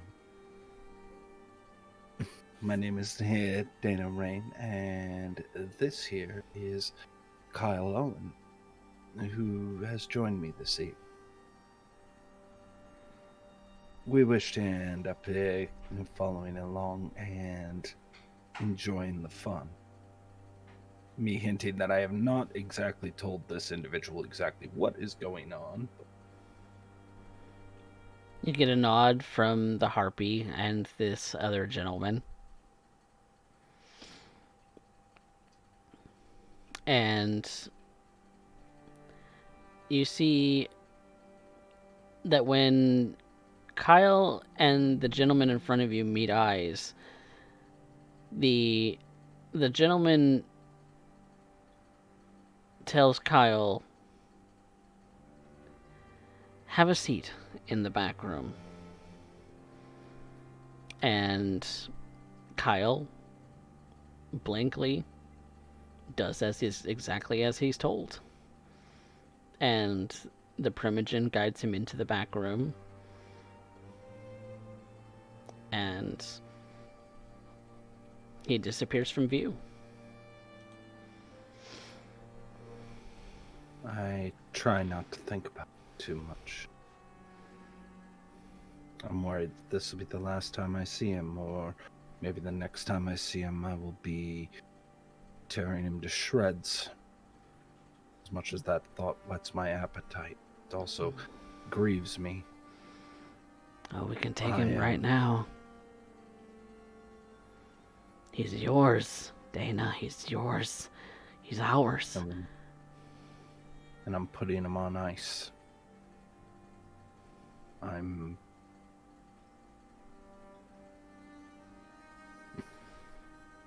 She stops and thinks. You're giving him to them. Harpy, She tries to focus. Yes, Miss Rain. I've notable concern. I am presuming, of course, that the entirety of Elysia has been swept for any interference. Yes. I'm sorry, our eyes have been so focused on our own border that, well, it's making some of my own coterie nervous. I assure you that Aurelia is a wonderful keeper. And with the hounds and the sheriff here to back her up should things go awry, you have nothing to fear, Dana. Of course not. But I wouldn't be doing my due diligence. Given previous circles, she leans in. All honesty, if I wanted to screw this up, I would have put some form of explosive device in the room where everything's being collected. Just as a thought. Helps when you have somebody who can think like them. She kind of stands up a little straighter and kind of eyes you. Your concern is noted. She looks to the individual. And I don't believe we've met. Clarence Calhoun. Ah. Broodmate to dear Kyle? No, sire. Shocked. I would have ended up thinking the other way around, but what does a fledgling such as myself know? After all, still thinking in terms of mortal. I see somebody who looks older, so of course they must be older. I get that a lot, actually. You've done fantastic. Yeah, man. Quite charmed. A true testament to the Calhoun line. Now you can see a bit of my prince in him here every time we speak. You should be very proud. I am. And I appreciate the sentiment. Well, I do what I can with what's given. And I do hope that he makes the correct decision when he does end up placing himself in coterie. I feel almost as though he would be wasted just sitting all in the back lines.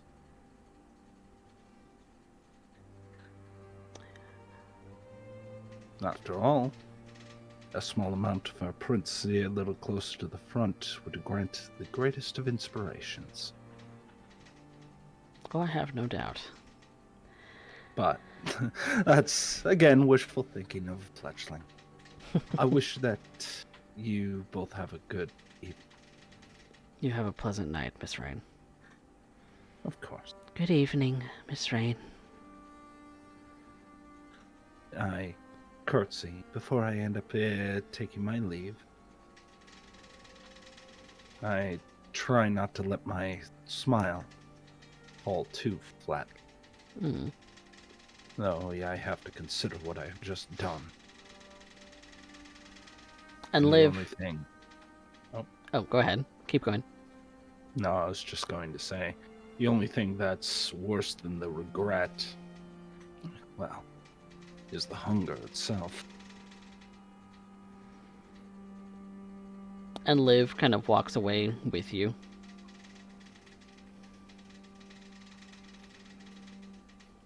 Next up would be either Ken or Malice. Malice would take Jeremiah.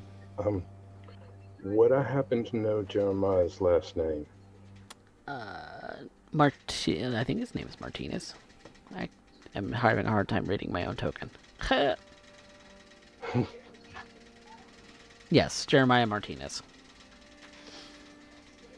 Malice will put his arm through Jeremiah, similarly as I did with Kyle, and step forward.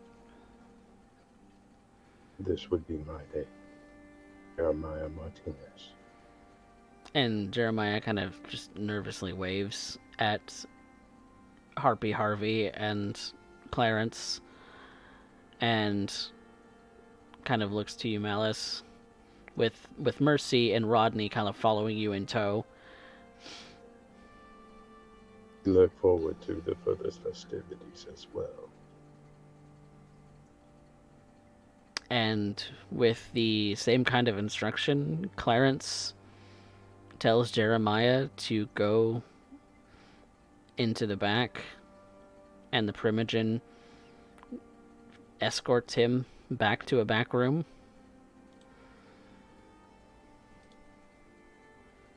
He stares blankly, almost like he's walking on autopilot.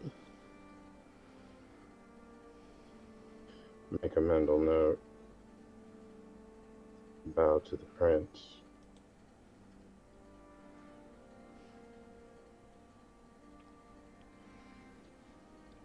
Alice is still keeping a wary eye around the room. During when this explosion that Kenny told him about it might be coming. Looking for anything off or out of place.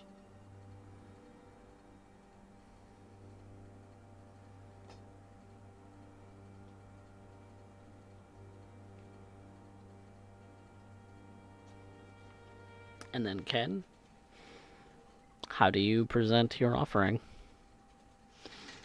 What was her name again? I don't think Forgot to we make it didn't give her a name, so I'll assume that I got her name. yeah. Ken will walk up with her in arm and say, "Greetings. Thank you for inviting me to this night." And he'll give a slight bow, and this is my offering for tonight. Susan Sarandon. You get a nod from Harpy Harvey and from Clarence, and the same presentation as before. He asked her to go to the back room and follow the Primogen. The Primogen escorts this individual back to the back room. And that is the last that you see of Susan. Ken would take his leave and go join his coterie mates.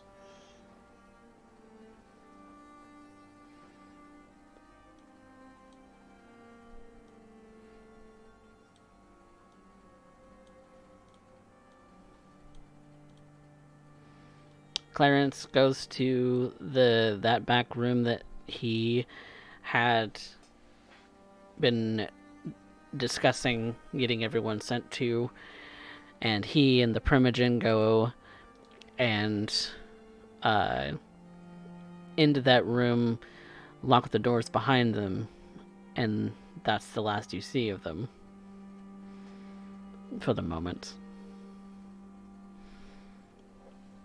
But that leaves the six of you, of the dig crew, all together.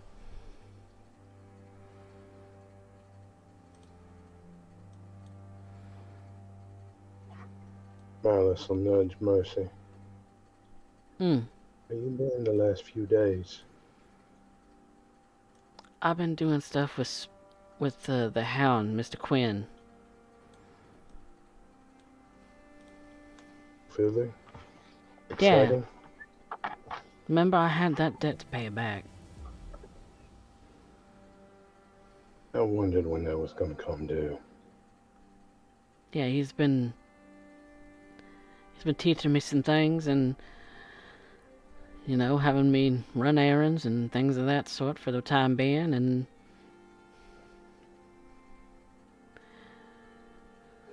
Anything you could teach me? not that you don't already know. Malice will chuckle. Yeah. Never hurts to ask. I'm fine. Never have too much information. I'm fine. Malice, you don't have to worry about me none.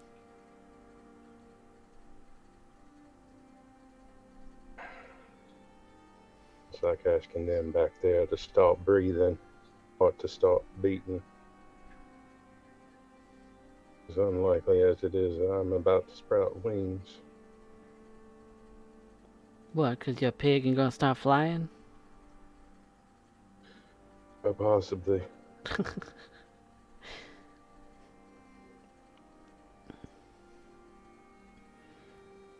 I don't think we rightfully met, No, Mr. no. Tanaka. Tanaka will just extend a hand. Yes, I am Ken Tanaka. It is a pleasure to meet you, Mercy. Just Mercy's fine.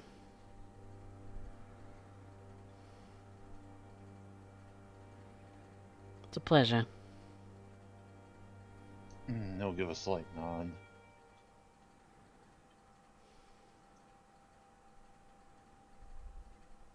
Alice looks up at Rodney. You've been hiding all night. I was talking to Yanto. See if I could, find some new information. Maybe dig more tunnels. Tunnels are great for going undercover. Sneaking into places. What you mean underground? Going underground? Yes. That's what tunnels are for underground.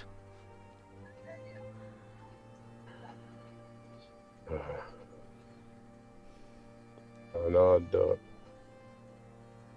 Yes, I am an odd duck.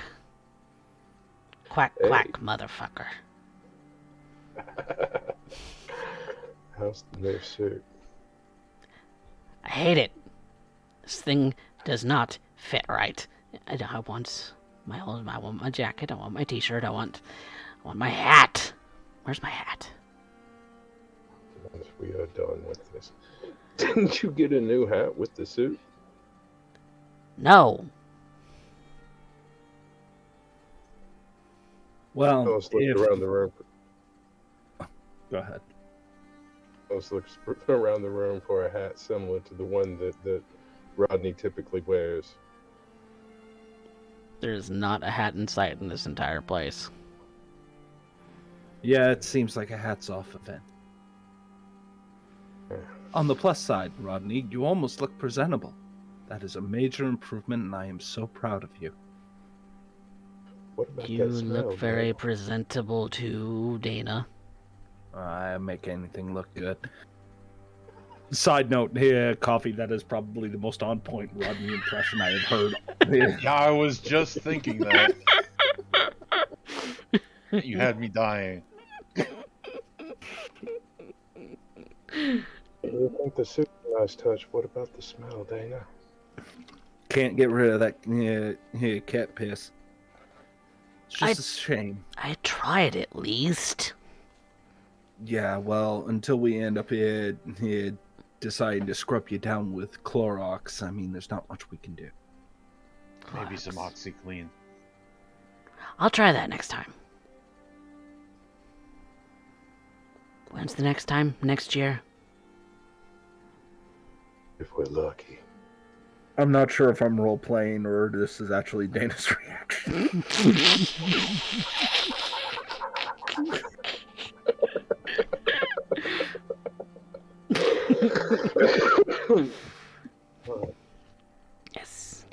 Yes.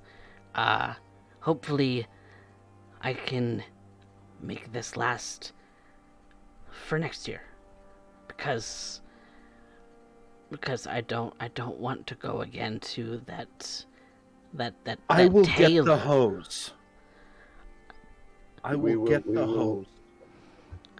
We will get a better tailor, have a little more time. Actually get the suit jacket fitted to you properly. I'll have Renee to have him come out. is weird. I mean, we're all weird.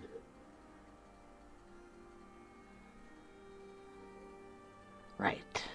Yeah, after all, he still thinks he's a doctor. Right. I don't think. I know that from the jump. I don't think I'm a doctor. I know I'm a doctor.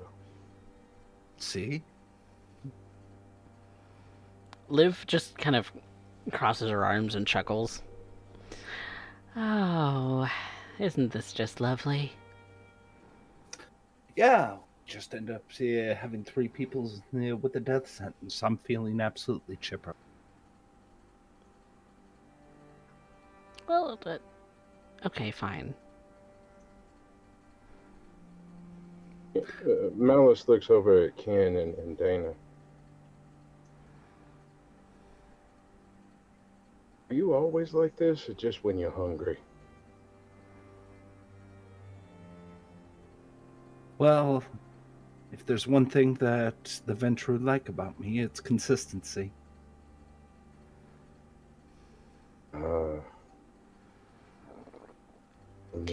Can't argue with her on that one. Yep.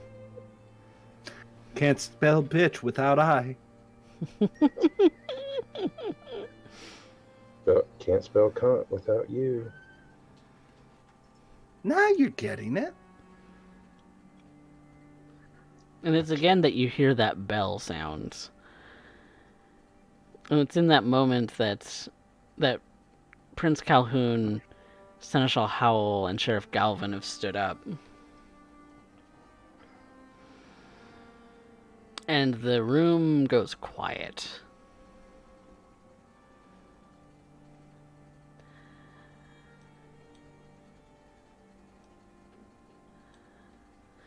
Thank you all for attending, you hear Prince Calhoun say.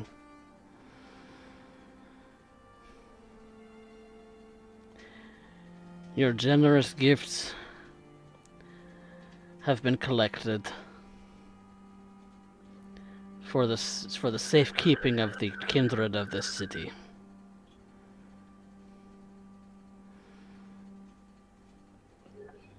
All of it noted.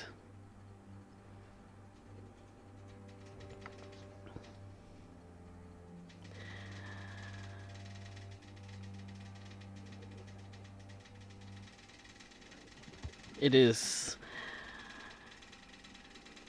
encouraging to see the kindred of this city care that deeply.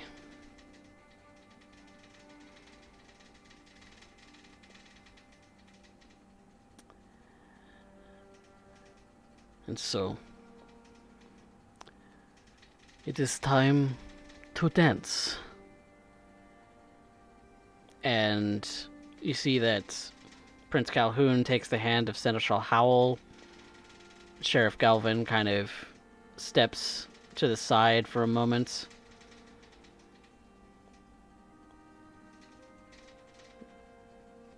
Harpy Harvey goes to join him.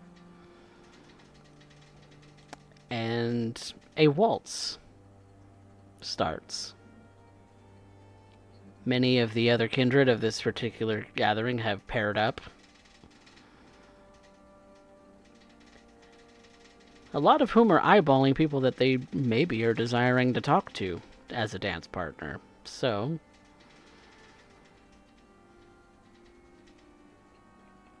but before any of you could eyeball a partner for yourselves, you hear the screeching of tires. An explosion. The door from the back room kind of jerks off of the hinges and goes flying across the room. The prince, the seneschal, hit the deck, as well as some of the other kindred of this room, as a kind of plume of orange kind of comes out of the room for a moment.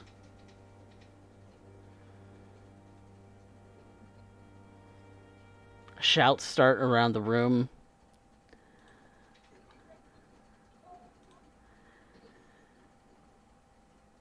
What do you do?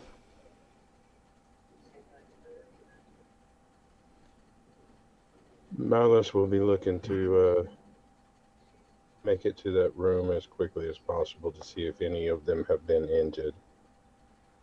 Since you have seen fire in that room, you are going to need to make a frenzy check. And that will be what now? That is your willpower. Let's see. Let me look at your sheet here. Your willpower. Malice. 6. That's your current willpower? Uh-huh.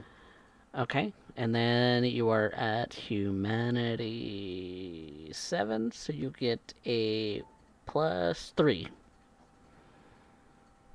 So you have a 9. 9 dice for your frenzy check.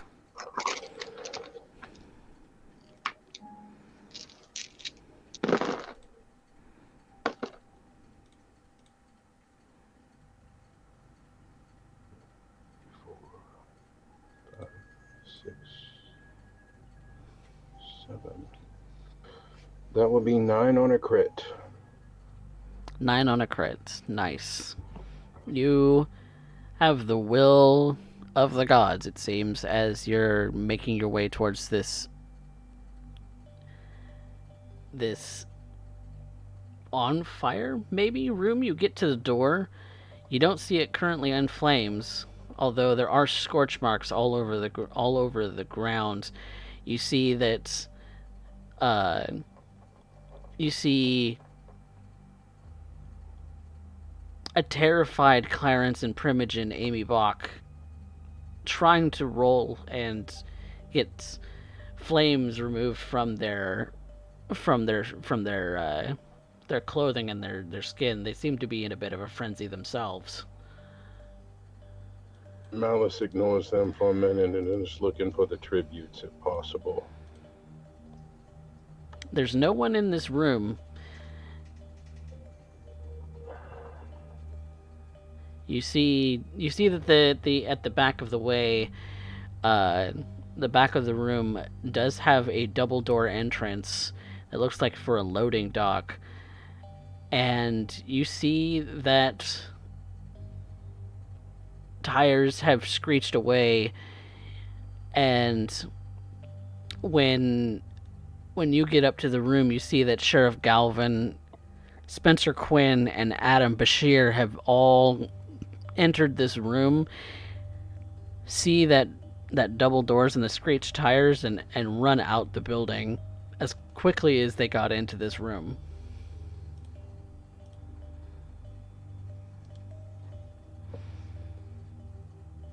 Whatever vehicle was here is now gone.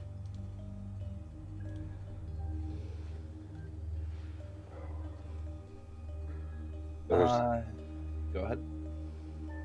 I was going to say there's nothing where the tributes would have been.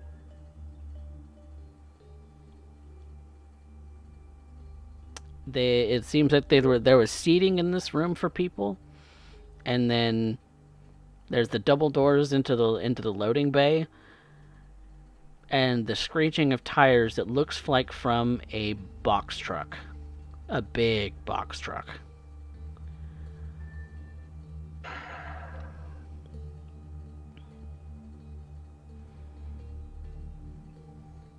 Malice has no way to keep up with them. Dan is going to kick off heels at this exact moment. Look to live. I think we're both up at this point. Yep. And real quick, I'm going to presume intent at this point, but having Liv run out with me probably is a lot less suspicious. So I'm going to end up telling Liv, we got to get on it. We got to get on it now. Liv nods in acknowledgement, knowing exactly what she needs to do. Goes out and goes through this back way and runs to her vehicle to go and get one of her guns. She never leaves home without it. Well, I guess then that's going to end up having me end up jumping in as well. Because we need to end up pursuing. Those responsible are going to end up paying, and I do not doubt that if they make it into Anarch territory, we're not going to find them. Okay. Could I follow them? You can follow them. I would follow them. Are you getting in your own vehicle, or are you jumping into Liv's vehicle? I'll jump into Liv's vehicle and ask if she has a spare gun. She's got plenty in the trunk. I would arm myself then. Malice, what are you doing? Malice is following Galvin and Quinn. Okay. Galvin and Quinn are definitely very fast on foot. Right.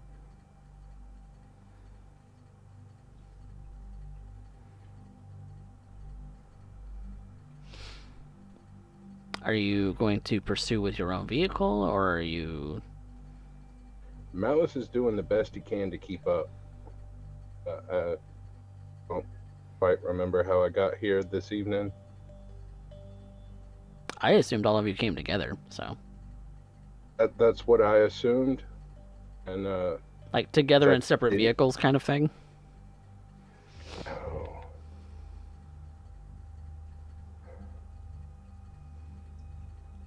So, in that case, Malice, if you're going to be going on foot, I would like you to make me a stamina athletics to try and keep up with the sheriff and his 2 hounds.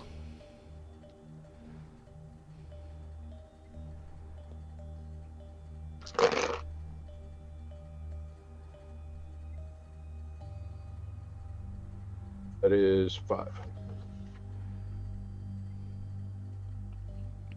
The sheriff is long gone. You don't see him. But you're able to keep up with Spencer Quinn, at least. Adam Bashir possibly has some other things under his belt that he uses to his advantage to kind of keep out of sight. But you're able to catch up to Spencer. As I catch up to him, Malice is going to use Oblivion Sight. Because I'm assuming there's not exactly a whole lot of lighting necessarily around everywhere that they are trying to go. Exactly, yeah.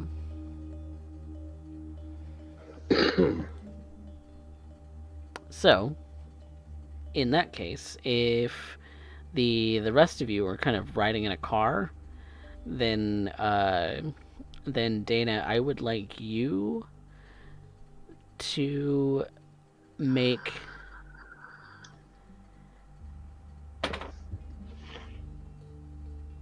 Liv is going to be the one driving, but Okay. I would like you to make a wits awareness to see if you can keep an eye on, the different tracks or whatever, in order to make sure that you're on the right trail. All right. Can I use heightened senses? Of course. Thank you. Well, it's not entirely a dark dice, so I'll take it. I know I cannot afford willpower right now. No, yeah, that's pretty good. That's pretty good. You're on the hunt, Miss Rain. You are looking for.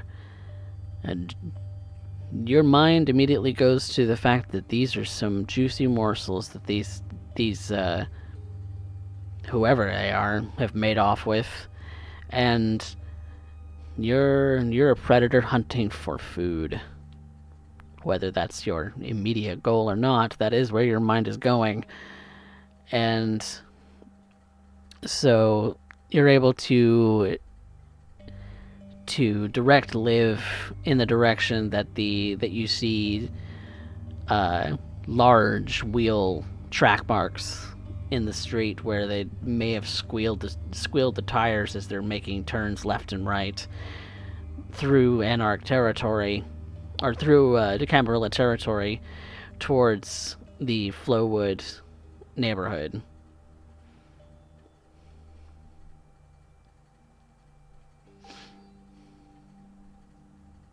And Liv is definitely keeping track of them. If in order to catch up, I would like you to make a a intelligence streetwise to direct her to ways that you can cut them off. And I'm gonna do something reckless. I'm also going to give you Liv's bonus for domain, Okay. because she knows this domain and the two nearby domains between like Spencer's domain and that, like the back of her hand. She knows all of the shortcuts. So what's the bonus on that? Let me pull up the information on it because I don't remember. Oh, here it is. Live. Hi.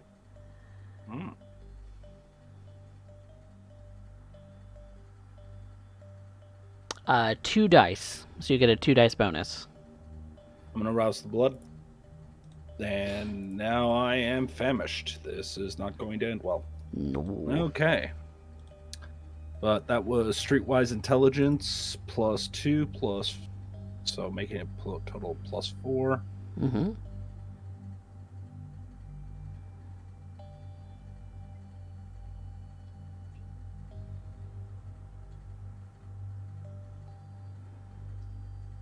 You're flustered, Dana. You're flustered about all of this. Gotta spend a willpower.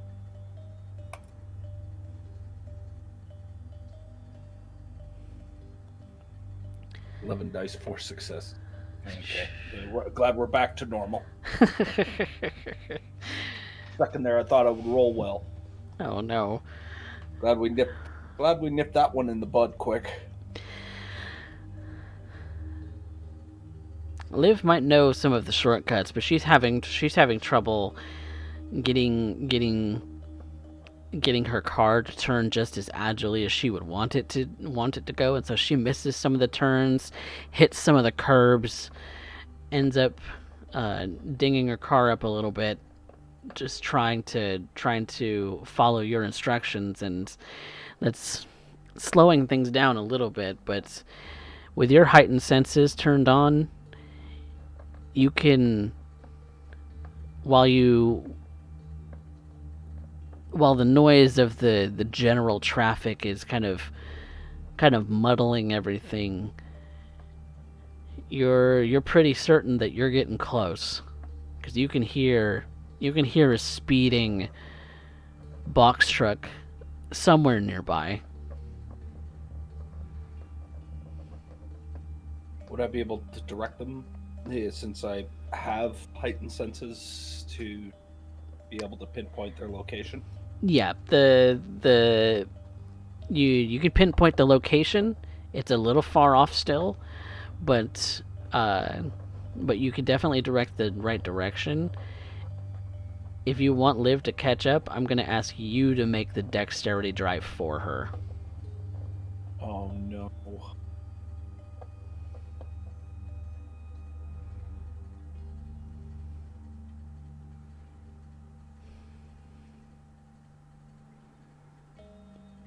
Ooh, nuts. Okay, so it's not a crit fail. They're picking up speed, and you're not entirely sure if you're going to be able to catch up in this vehicle. They're speeding down this highway at a faster speed than most box trucks can actually maintain for the most part.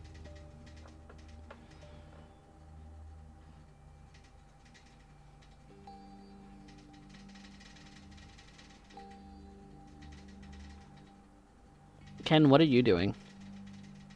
Just sitting in the car? Unless I can help in some way. And knowing the area where we might be able to cut them off, or maybe pinpoint where they're going with my knowledge of Anarch territory.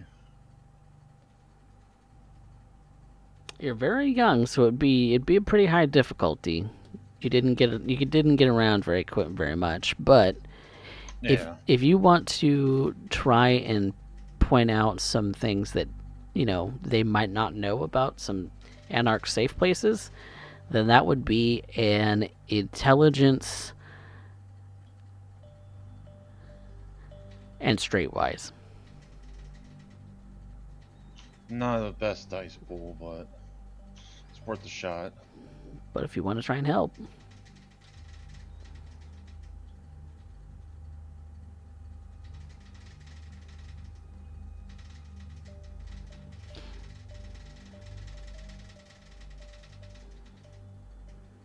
ooh, that, my friend, is 4 successes on a messy crit.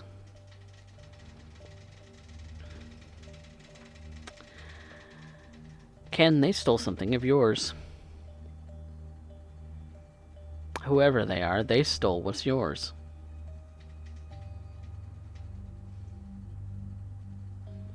You're succumbing to your obsession compulsion.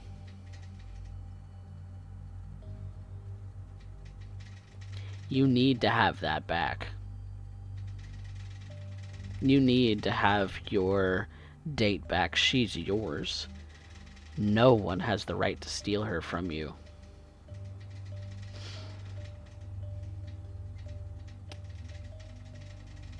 You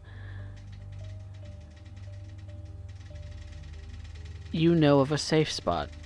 It might not be the right one, but it might be where they're going. Because there's only a few safe spaces in the Anarch territory that have a place big enough to park a box truck. You might be able to head them off there if you can get there. If you can get there first. But it's pretty deep in Anarch territory. And it's either cut them off there or cut them off before they cross the border. I might know where they're going. It's deep in territory, but we could cut them off before they get there if we head there now. They're going a roundabout way.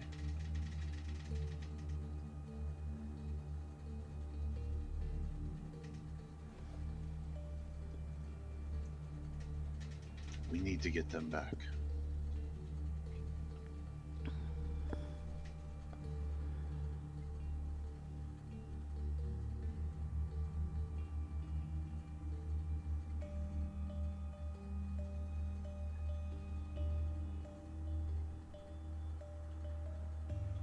And Ken will just be looking between Liv and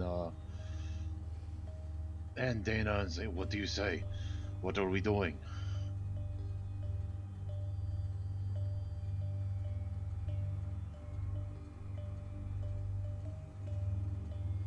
What are we?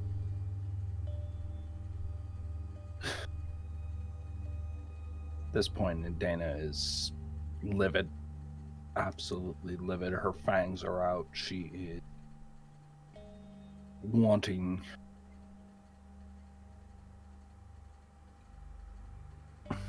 You're desperately hungry. Get me to those Anarchs and I'll end up satiating myself.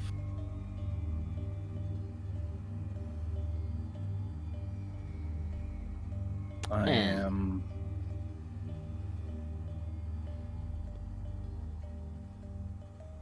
So are you heading them off at the border, or are you heading to that safe spot?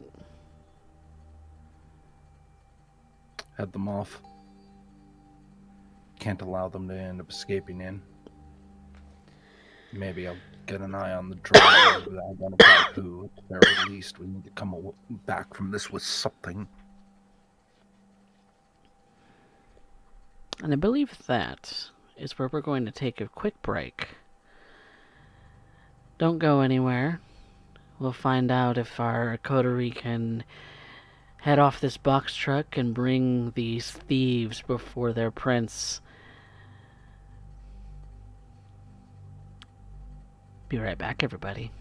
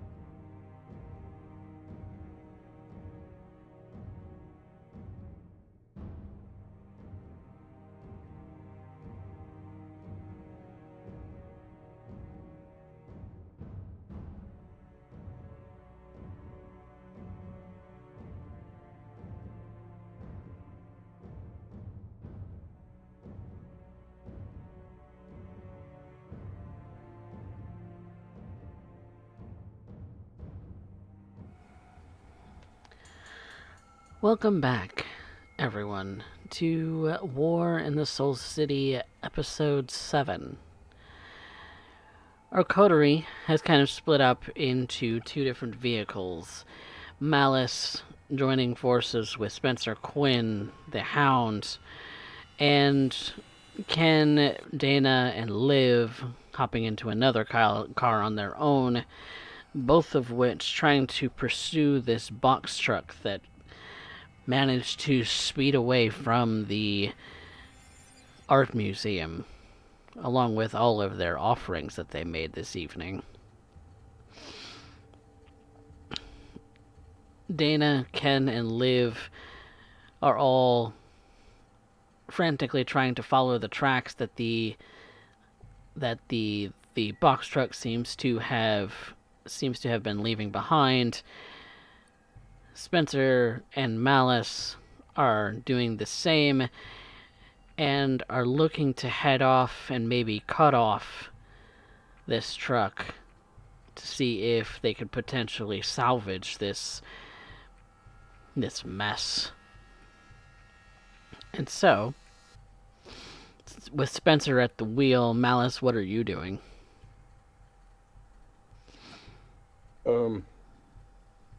Trying to use my knowledge of the area to determine where they might be going and what would be the quickest way to try and cut them off. Well, you're not super familiar with any kind of anarch, like safe houses of any kind. So that's going to be a pretty high difficulty for you. Okay. The only thing you're going off of is your knowledge of Jackson in general. So that would be in intelligence and academics. Okay. Intelligence. Academics.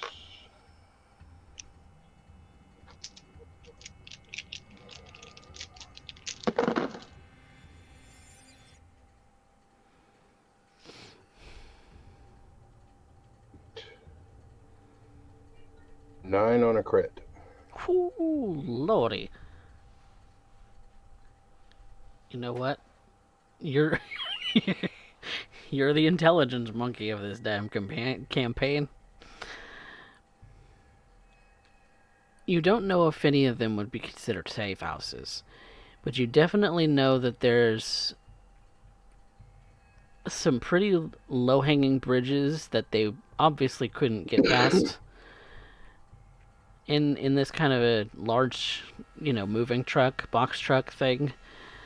So they obviously wouldn't be taking those routes, and you believe that they're ultimately ending up in the Flowwood domain at some points. Right.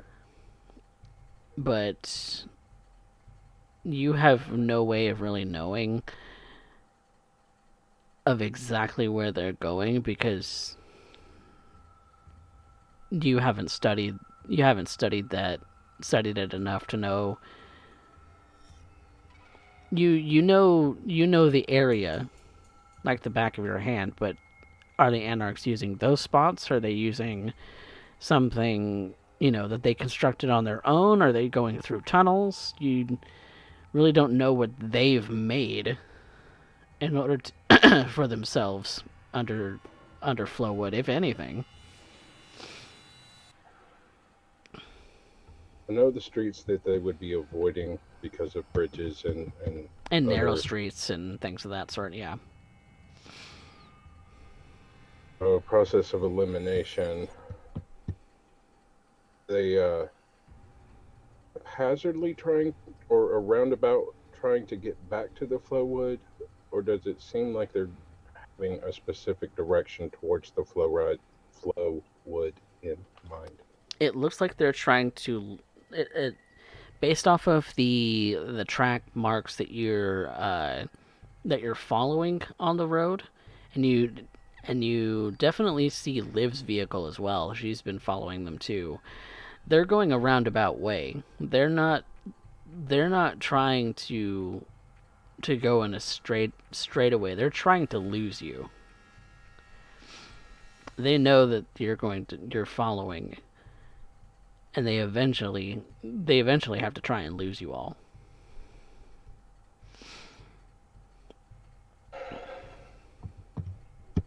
Does it look like they're going more towards Wynn's domain or our domain to get back towards the Flowwood in their roundabout way? I'm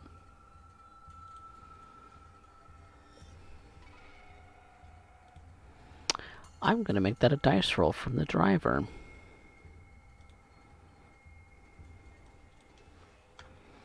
He has dice to use.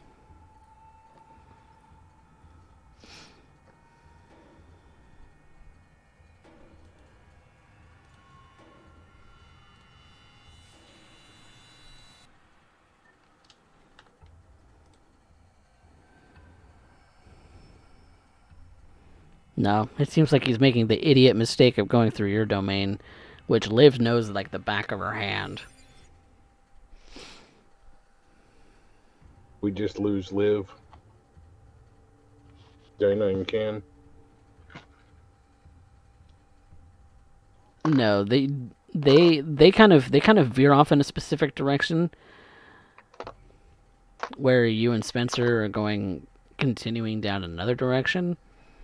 He's kind of taking cues from you, and it seems like they're going through your domain in order to try and get past the Flowwood, past and through to Flowwood.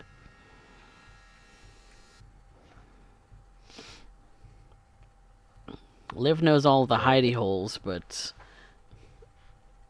she hasn't 100% divulged all of that information.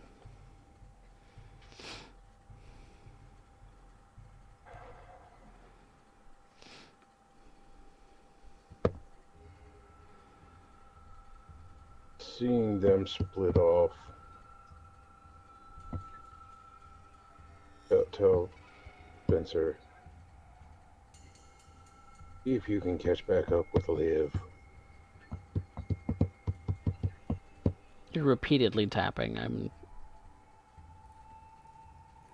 Malice is constantly tapping on the door where he is. He's trying to keep the rage in check. And It is distracting for me, though. I apologize.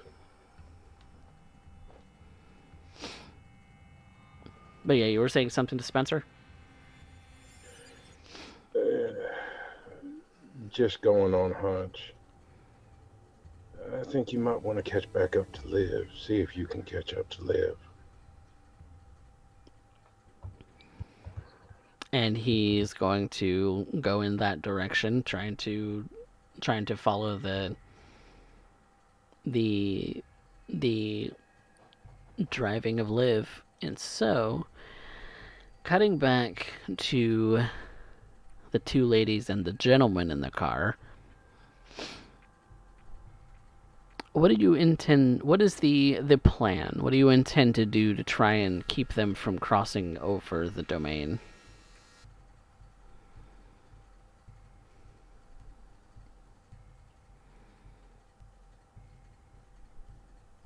If we can get beside them, try to take out their tires and grind them to a halt. At least that's what Ken's thinking. Does he say that out loud?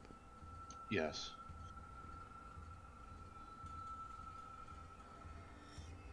After we went through all that trouble to collect all of those people, you wanna pop their tires and risk the thing toppling over and killing them all?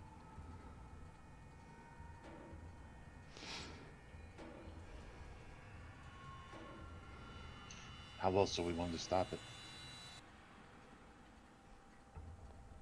I'm not saying it's a bad idea. I'm just saying that that's the option you're going for.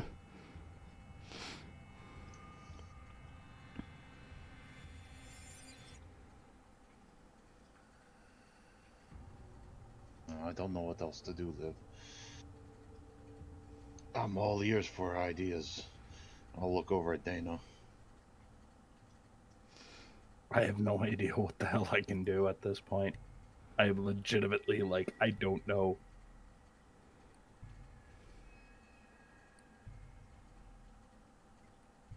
We can do some rolls. Unfortunately, I think that's what I'm gonna have to do. At full hunger and already expended 1 willpower, but this is gonna end in fucking tears. Oh, no. Let's let the die tell us the story at this point, I guess.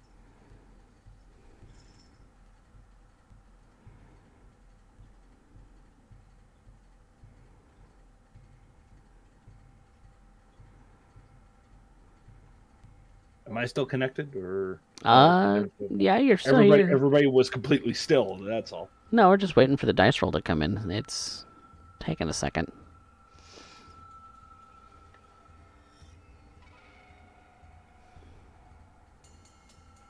Is it not going? Let me try again. What's the dice roll you want? I'm gonna call for a.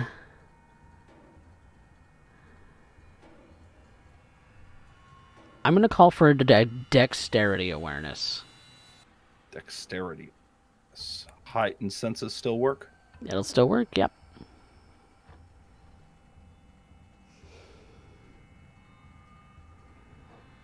Okay, you know what? I gotta spend a willpower. I can allow you to succeed at a cost. What's the cost?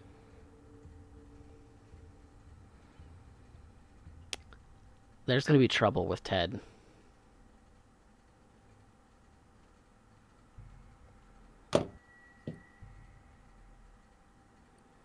I guess I gotta take it. I can't let this go. Dana, you see Spencer's vehicle. You see Spencer and Malice in the vehicle as they're kind of tailing behind you a little bit. You see the box truck. You know what it looks like. It's a fairly large one. It's like a big moving van.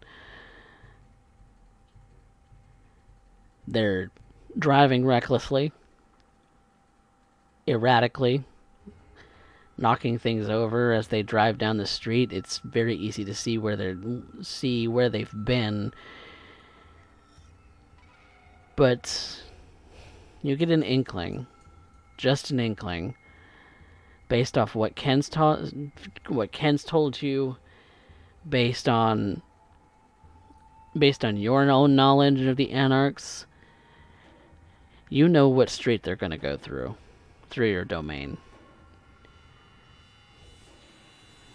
It's a pretty narrow thoroughfare, but you're pretty dang sure that you can cut them off at that pass. Especially if you can get the car, if you can maybe T-bone the front of the car. Maybe that's your intent, maybe not, but you definitely know that you can catch up and at least get ahead of them there.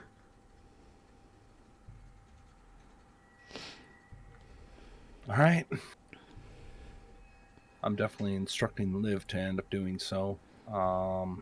This is more Liv's situation than mine. And she follows your direction.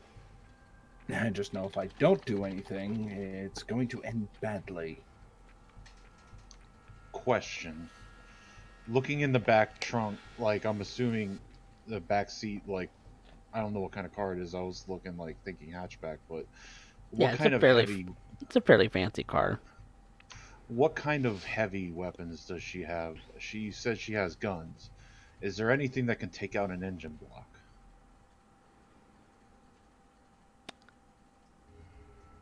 You see two cases, one of which she pulled the pistols that she and you are now holding out of, but there's a second case, a longer case,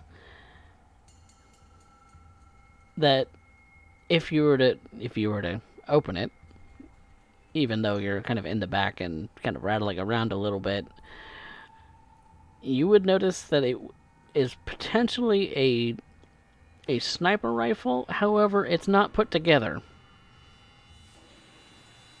It's taken apart. Liv, would you mind if I use this? Do you even know how to fucking use that thing?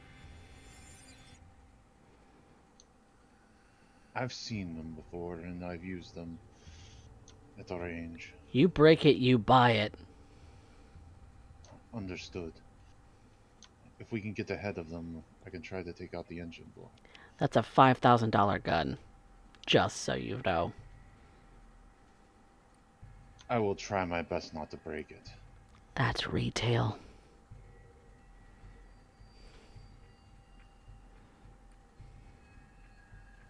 Ken's internally cringing at the amount of hours he's going to have to put in Dana's if he does fuck up.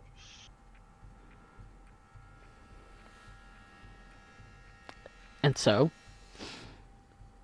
with that success at a cost, I will allow you to choose the way in which you stop them, Dana.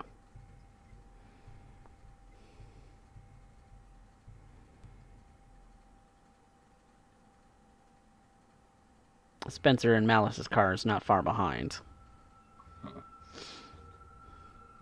So is Liv capable of shooting out the tires, or just putting enough of a hole in the engine block to shut that thing down? If you want her to pop off some shots, she can. Yeah, we need to keep that thing from rolling into Anarch territory at the very least. Then let me roll a dexterity and firearms. However, she's at a -1 penalty because she is also driving the car.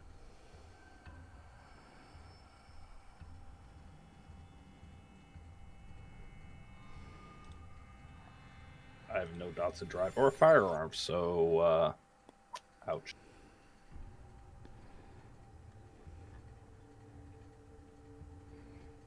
Wait, where did the... Oh, hang on.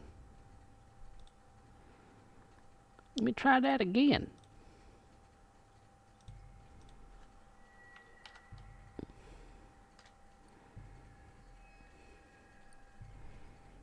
After a couple of shots, she does manage to land one in the tire, in one of the tires, and it does a pop.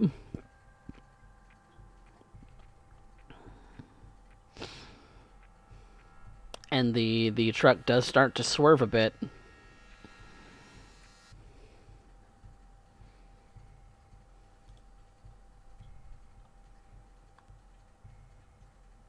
Are we moving on to a next action, or?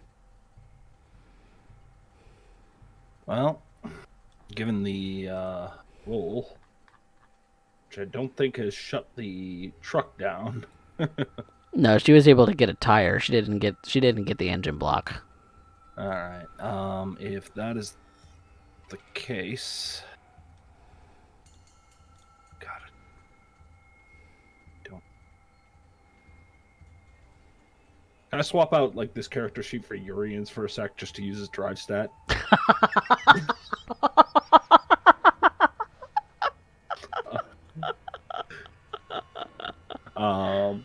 Let's see here. Sadly, the Urian here is not the same Urian we know. Fair. Guy couldn't drive his way out of a paper bag either. All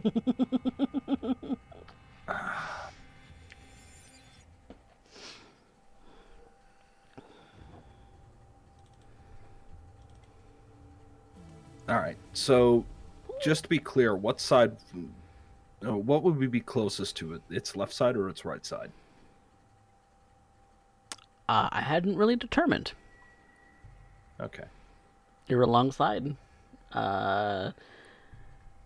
They're kind of zigging and zagging, so they're not exactly like So we're more behind at this point. Yeah, you're kind of like behind and to the left or right, your choice.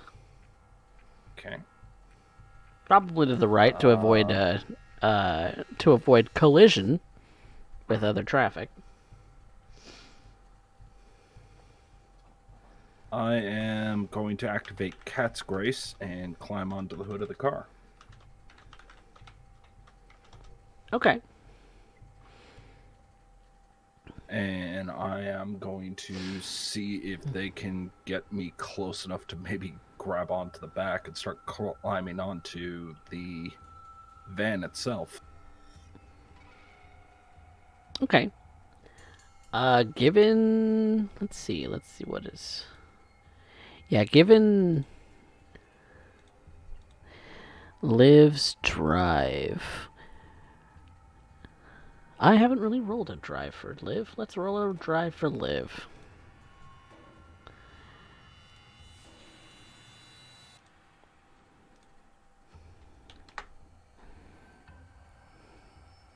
She's able to keep up speed, and she's picking up speed where she can. So Cat's Grace allows you to keep your balance, which is fantastic on a moving vehicle. So you're not at any kind of penalty to do an dexterity athletics, to jump up on the box truck as you get close. Fortunately, I don't have the blood to rouse either, so this is going to be... You said Dex Athletics? Yep. And this is the roll that might kill me.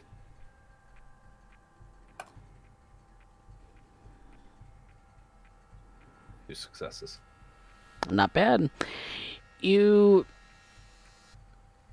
not graceful by any means. This isn't something that you typically do on a night-to-night basis, but you're able to grab onto the truck and at least hang on for dear life, as it were. And so you're in a position where you can climb the thing. That will definitely be what I'm going to do. I am going to climb onto the vehicle with its tire currently popped, a whole bunch of sparks flying out the side, and trying to get on top of it and make my way over to the driver. Thankfully, I can basically casual walk this thing. Cat's Grace is fantastic for that. It's true. It truly is. Not only do you strut, but you sashay.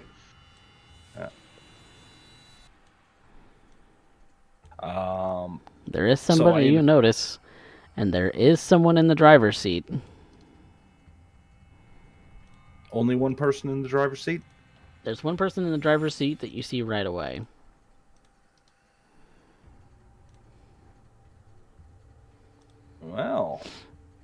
Ain't that just fun? Do I recognize this individual? That, in this particular instance, is going to be a wits politics. And would it be safe to presume my +1 to Anarchs Yep. applies here? Yes, it does. 4. This kid's a filthy thin blood. Maybe one of Zula's? You're not sure. But you've definitely seen him hanging around the thin blood places. All right. I am going one of those what's his bucket kind of names. Yeah. I'm gonna lean over the side, like literally just kind of place myself the chest down on the roof of it, lean with my head directly over the window, and kind of tap on it. I'd like to place an order. And he's gonna try and dislodge you. Okay, but I have his undivided attention at this point. For the moment, he does see you. You're in front. Are you hanging over the windshield, or are you hanging over the driver's side window? Driver's side window. That's going to be important for this. Okay, yeah, you do catch his attention. I'm going to use command. Because I've always wanted to use this line. Get out.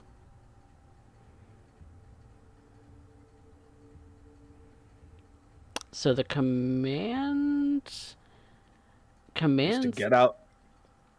Commands that would lead to their harm, though, they would instantly resist. You can, I guess we're driving fast enough. Yeah. So yeah, that would It would lead to bodily harm. Okay. Damn. So you would know. You would know that. Yeah, I would know that.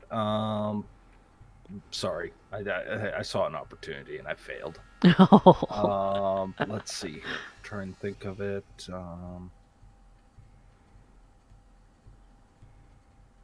Throw away the keys.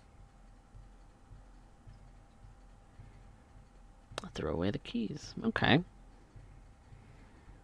Which means he has to take them out, come out the window. He's just going to rip the key out of the ignition and throw them in the nearest direction. You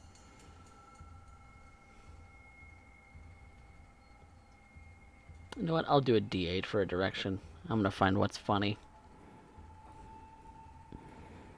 He throws them directly behind his head. Which means now they're lost somewhere between the back frame and the seat. Yes. But he was able to pull them out. And now this truck is trying to screech to a halt. The engine's probably gonna bust or something, because with the keys out of the ignition, he didn't put it in neutral or in park. Something's gonna get messed up here, and with him having lost his concentration on actually driving and keeping the wheel steady, it actually does start to swerve. And so you have cat's grace, so you are able to keep your balance on this. But in order to avoid getting hurt should this thing topple over, I'm gonna need a dexterity athletics.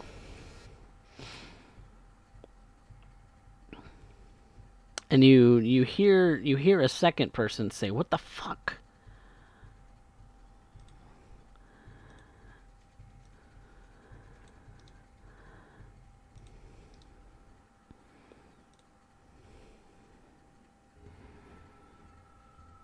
You're getting tossed around a little bit.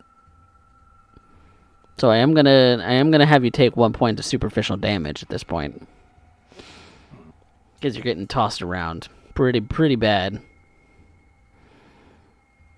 But the truck starts to swerve.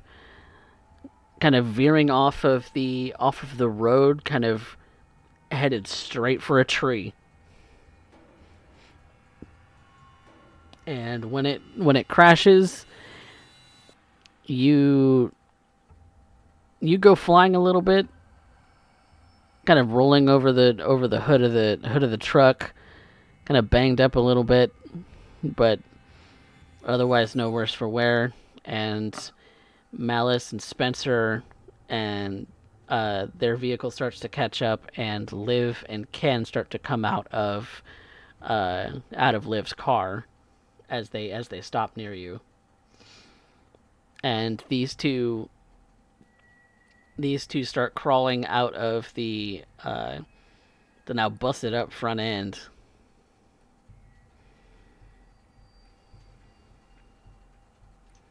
As we're getting out, I'll just hand Liv her sniper rifle and draw the pistol that I grabbed.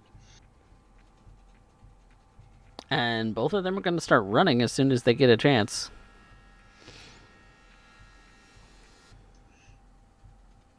If Liv goes to take a shot, I would take a shot, aiming low for the legs. Hard to run without kneecaps. Mm-hmm. Pretty much. Liv will make a shot.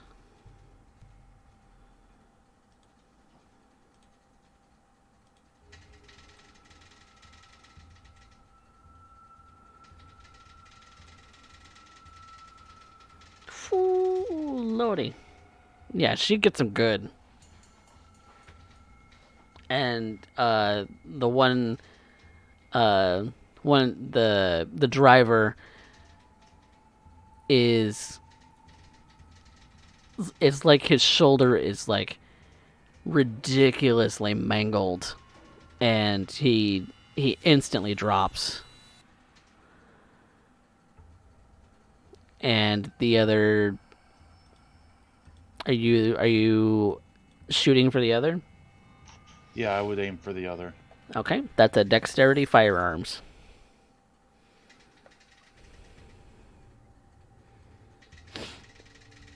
Not terrible with this. Let's see how it goes.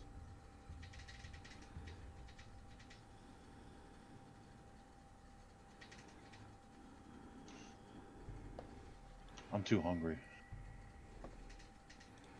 Yeah, it's... Let's see if he can... Well, I don't have that character sheet actually finished. Never mind. Yeah, I'm gonna say that that's a whiff. You miss. Does this individual seem particularly fast, or does it look like I can actually chase them down? You could potentially chase him down. He seems pretty fit. Then I wouldn't be able to chase him down. I am not in any condition to do so. I will, however, go to the other one, as I end up directing the others to end up giving chase, because this one's that's winged, I am perfectly fine with detaining. Spencer instantly goes running after the other one. I would join. Yeah, and I would join too, I guess, since I missed my shot.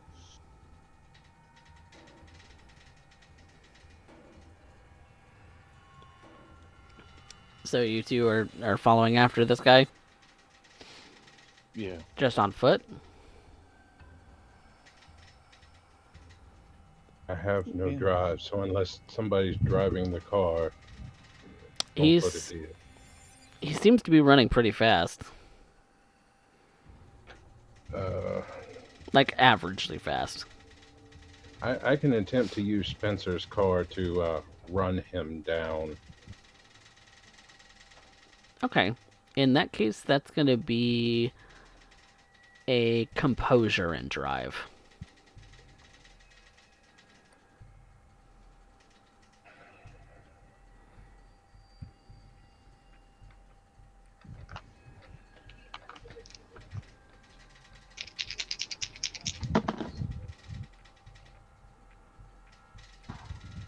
That is 5 successes on a crit. Okay. It's not hard to get right back into the vehicle because Spencer didn't turn off the car. You go mad dashing after this lad, and you full on like body check him with the car, and he goes toppling over the roof before Spencer even gets to him, and he's out.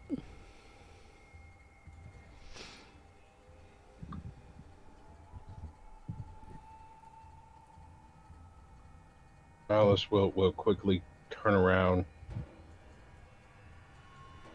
and head back towards the box truck to check on the people in the back.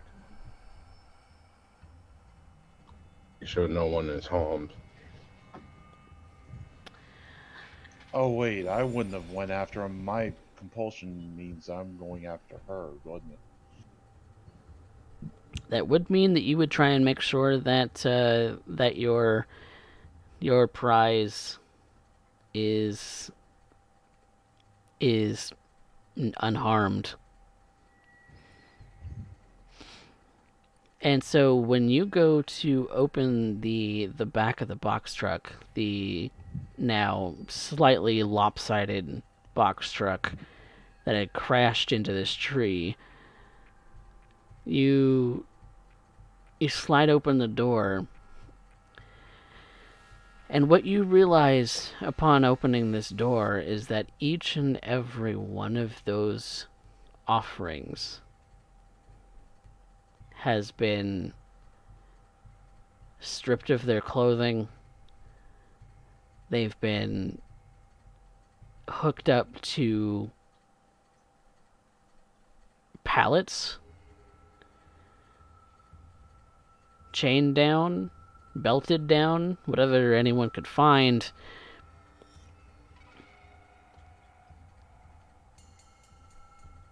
And just kind of stacked into this thing.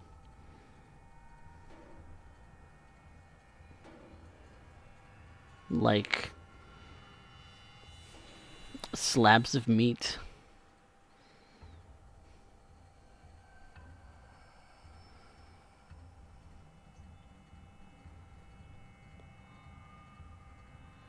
Perhaps the the bindings, the chains, the fact that they're on pallets and things of that sort kind of crammed in together maybe meant that they were not going to be in any danger of any harm, at least in any kind of major way. But looking at this, Ken,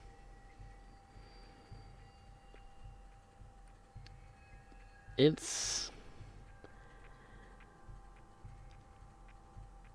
horrifying that this is where your date ended up.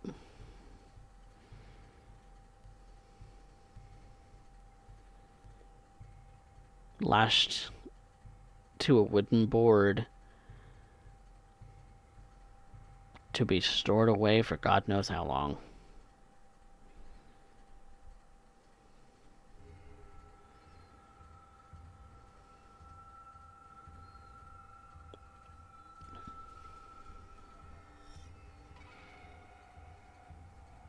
I'll look over to Malice. What do we do?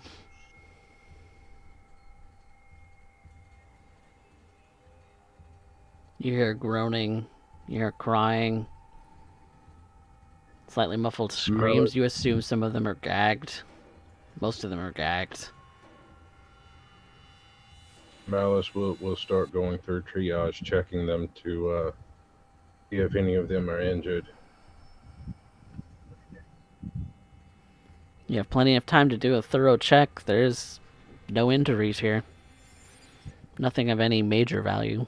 Nothing of any kind of major thing. But you do smell blood. And those of you who don't have your hunter in check, It's tempting. Oh, Ken, it's tempting. Even just those little nicks,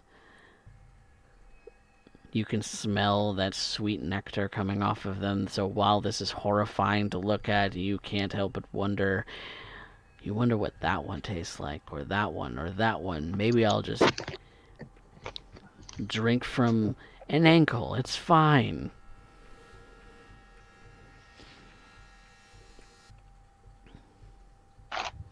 Is this when I have to roll a frenzy check because I smell blood? Yes. Same is true for Dana, because she now sees blood on her thin blood little friend.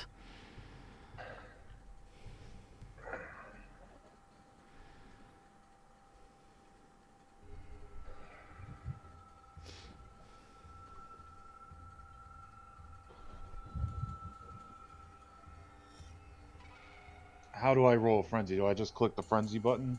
Yep, hit the frenzy button. No modifiers.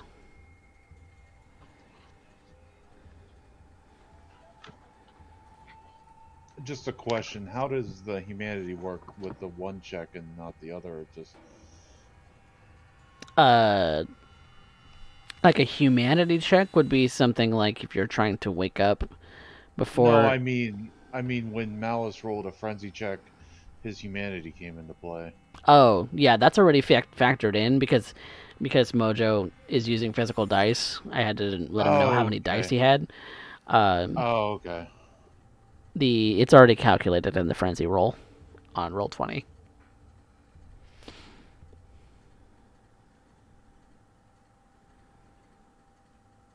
Looking at a difficulty 3+. It's saying I have 5 humanities. Should I change that to what the number is? Yes, that's correct.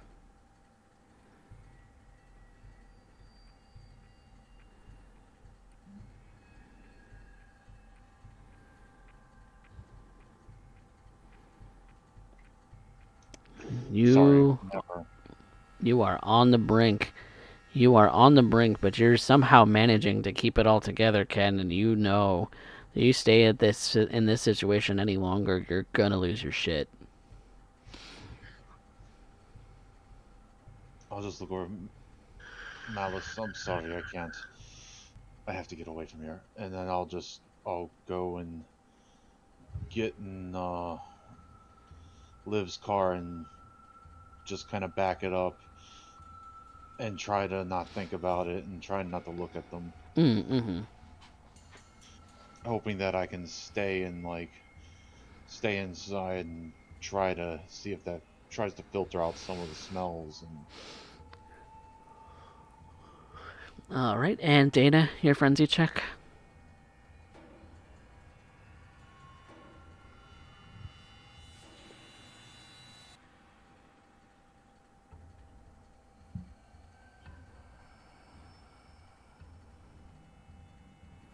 And there it is. You see blood on this thin blood individual, this thief, this wretched piece of filth. And your fangs sink deep into his neck. You see that he was attempting to mend himself a little bit, but you go right on top of that, and you sink fangs, and you start drinking and drinking and drinking.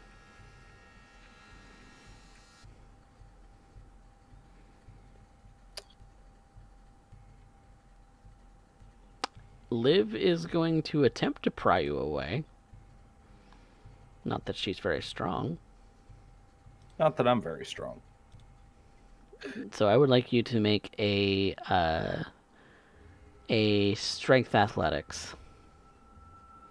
Okay. Have I gotten enough to get 1 point of blood out?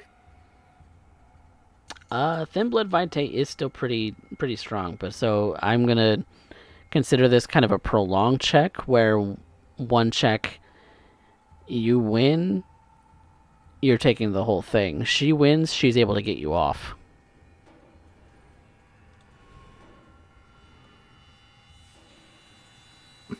Okay, she's able to get you off, so you are able to slake one hunger. You can make another frenzy check, or spend willpower. I will spend willpower. I realize how close that was, and I am going to evacuate myself from the scene momentarily. Yeah, Liv was screaming in your ear, "We need him. We need him alive."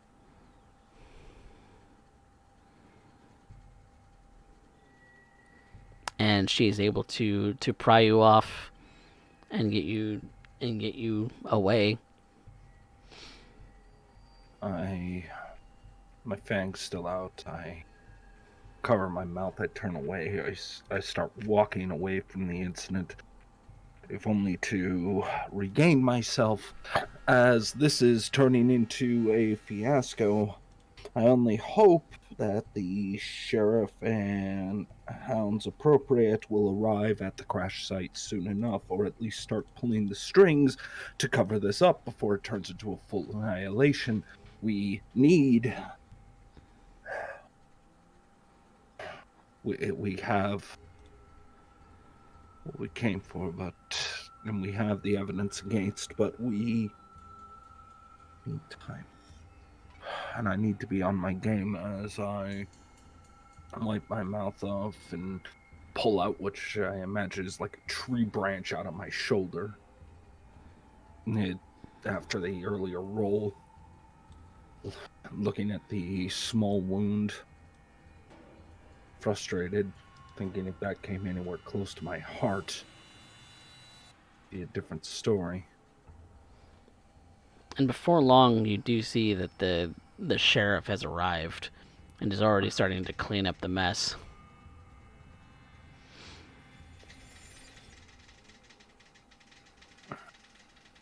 I don't interrupt them at this point. I simply just stay at a distance to make my presence known.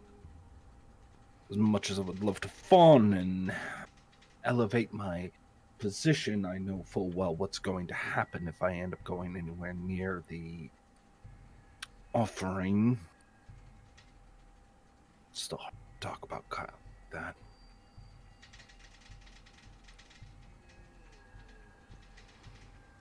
Spencer goes to help in getting things cleaned up,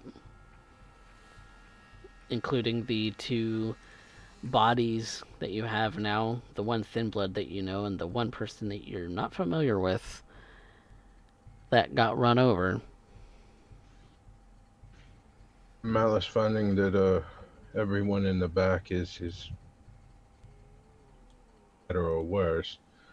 Mostly hell and whole, few bumps, scrapes, and cuts and bruises. We'll go check on the man he ran over. He's not moving. Malice will do his best to quickly triage and assess whether this man is just unconscious or, There's no pulse. they've meant pizza.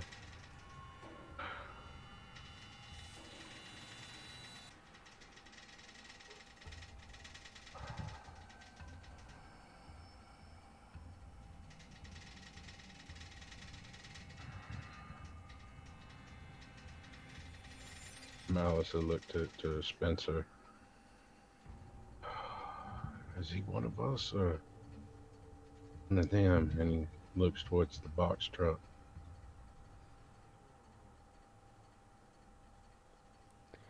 Suppose we'll have to find out at some point.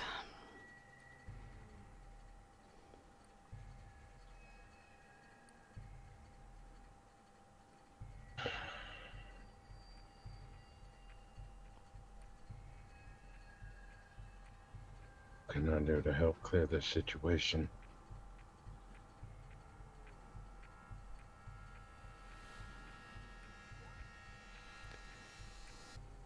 Your services are not necessary, necromancer. I'm assuming this is Galvin. Yes. As you say. Malice will go back towards Liv and Dana and Ken, and think it's best we get out of here. Yeah. Give it to the sheriff and the hound.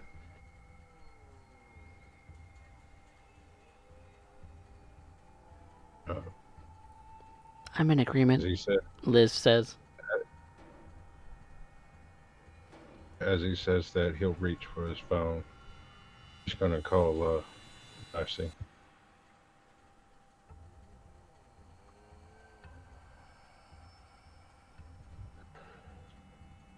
And you're gonna do what? Call Mercy. Do not use that here.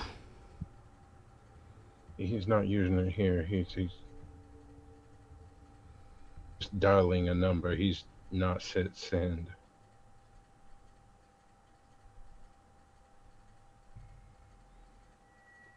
Let's get out of here.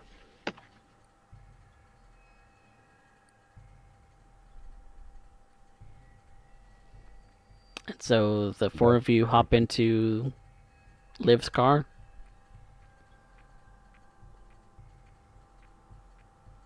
Yeah.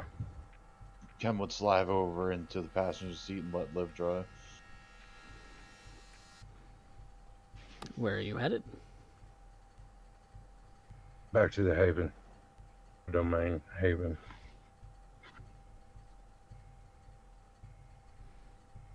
You're going straight back to the Haven then?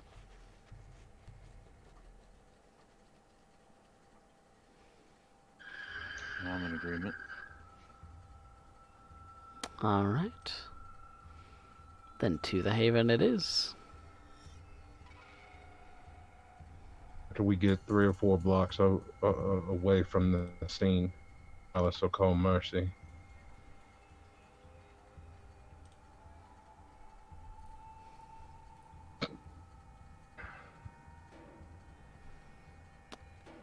And she'll answer.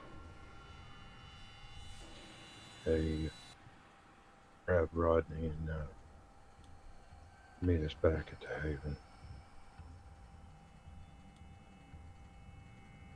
Just back at the hotel. I think you better get back here, Malice. Prince Calhoun is pissed. And that is where we're going to end the session for tonight.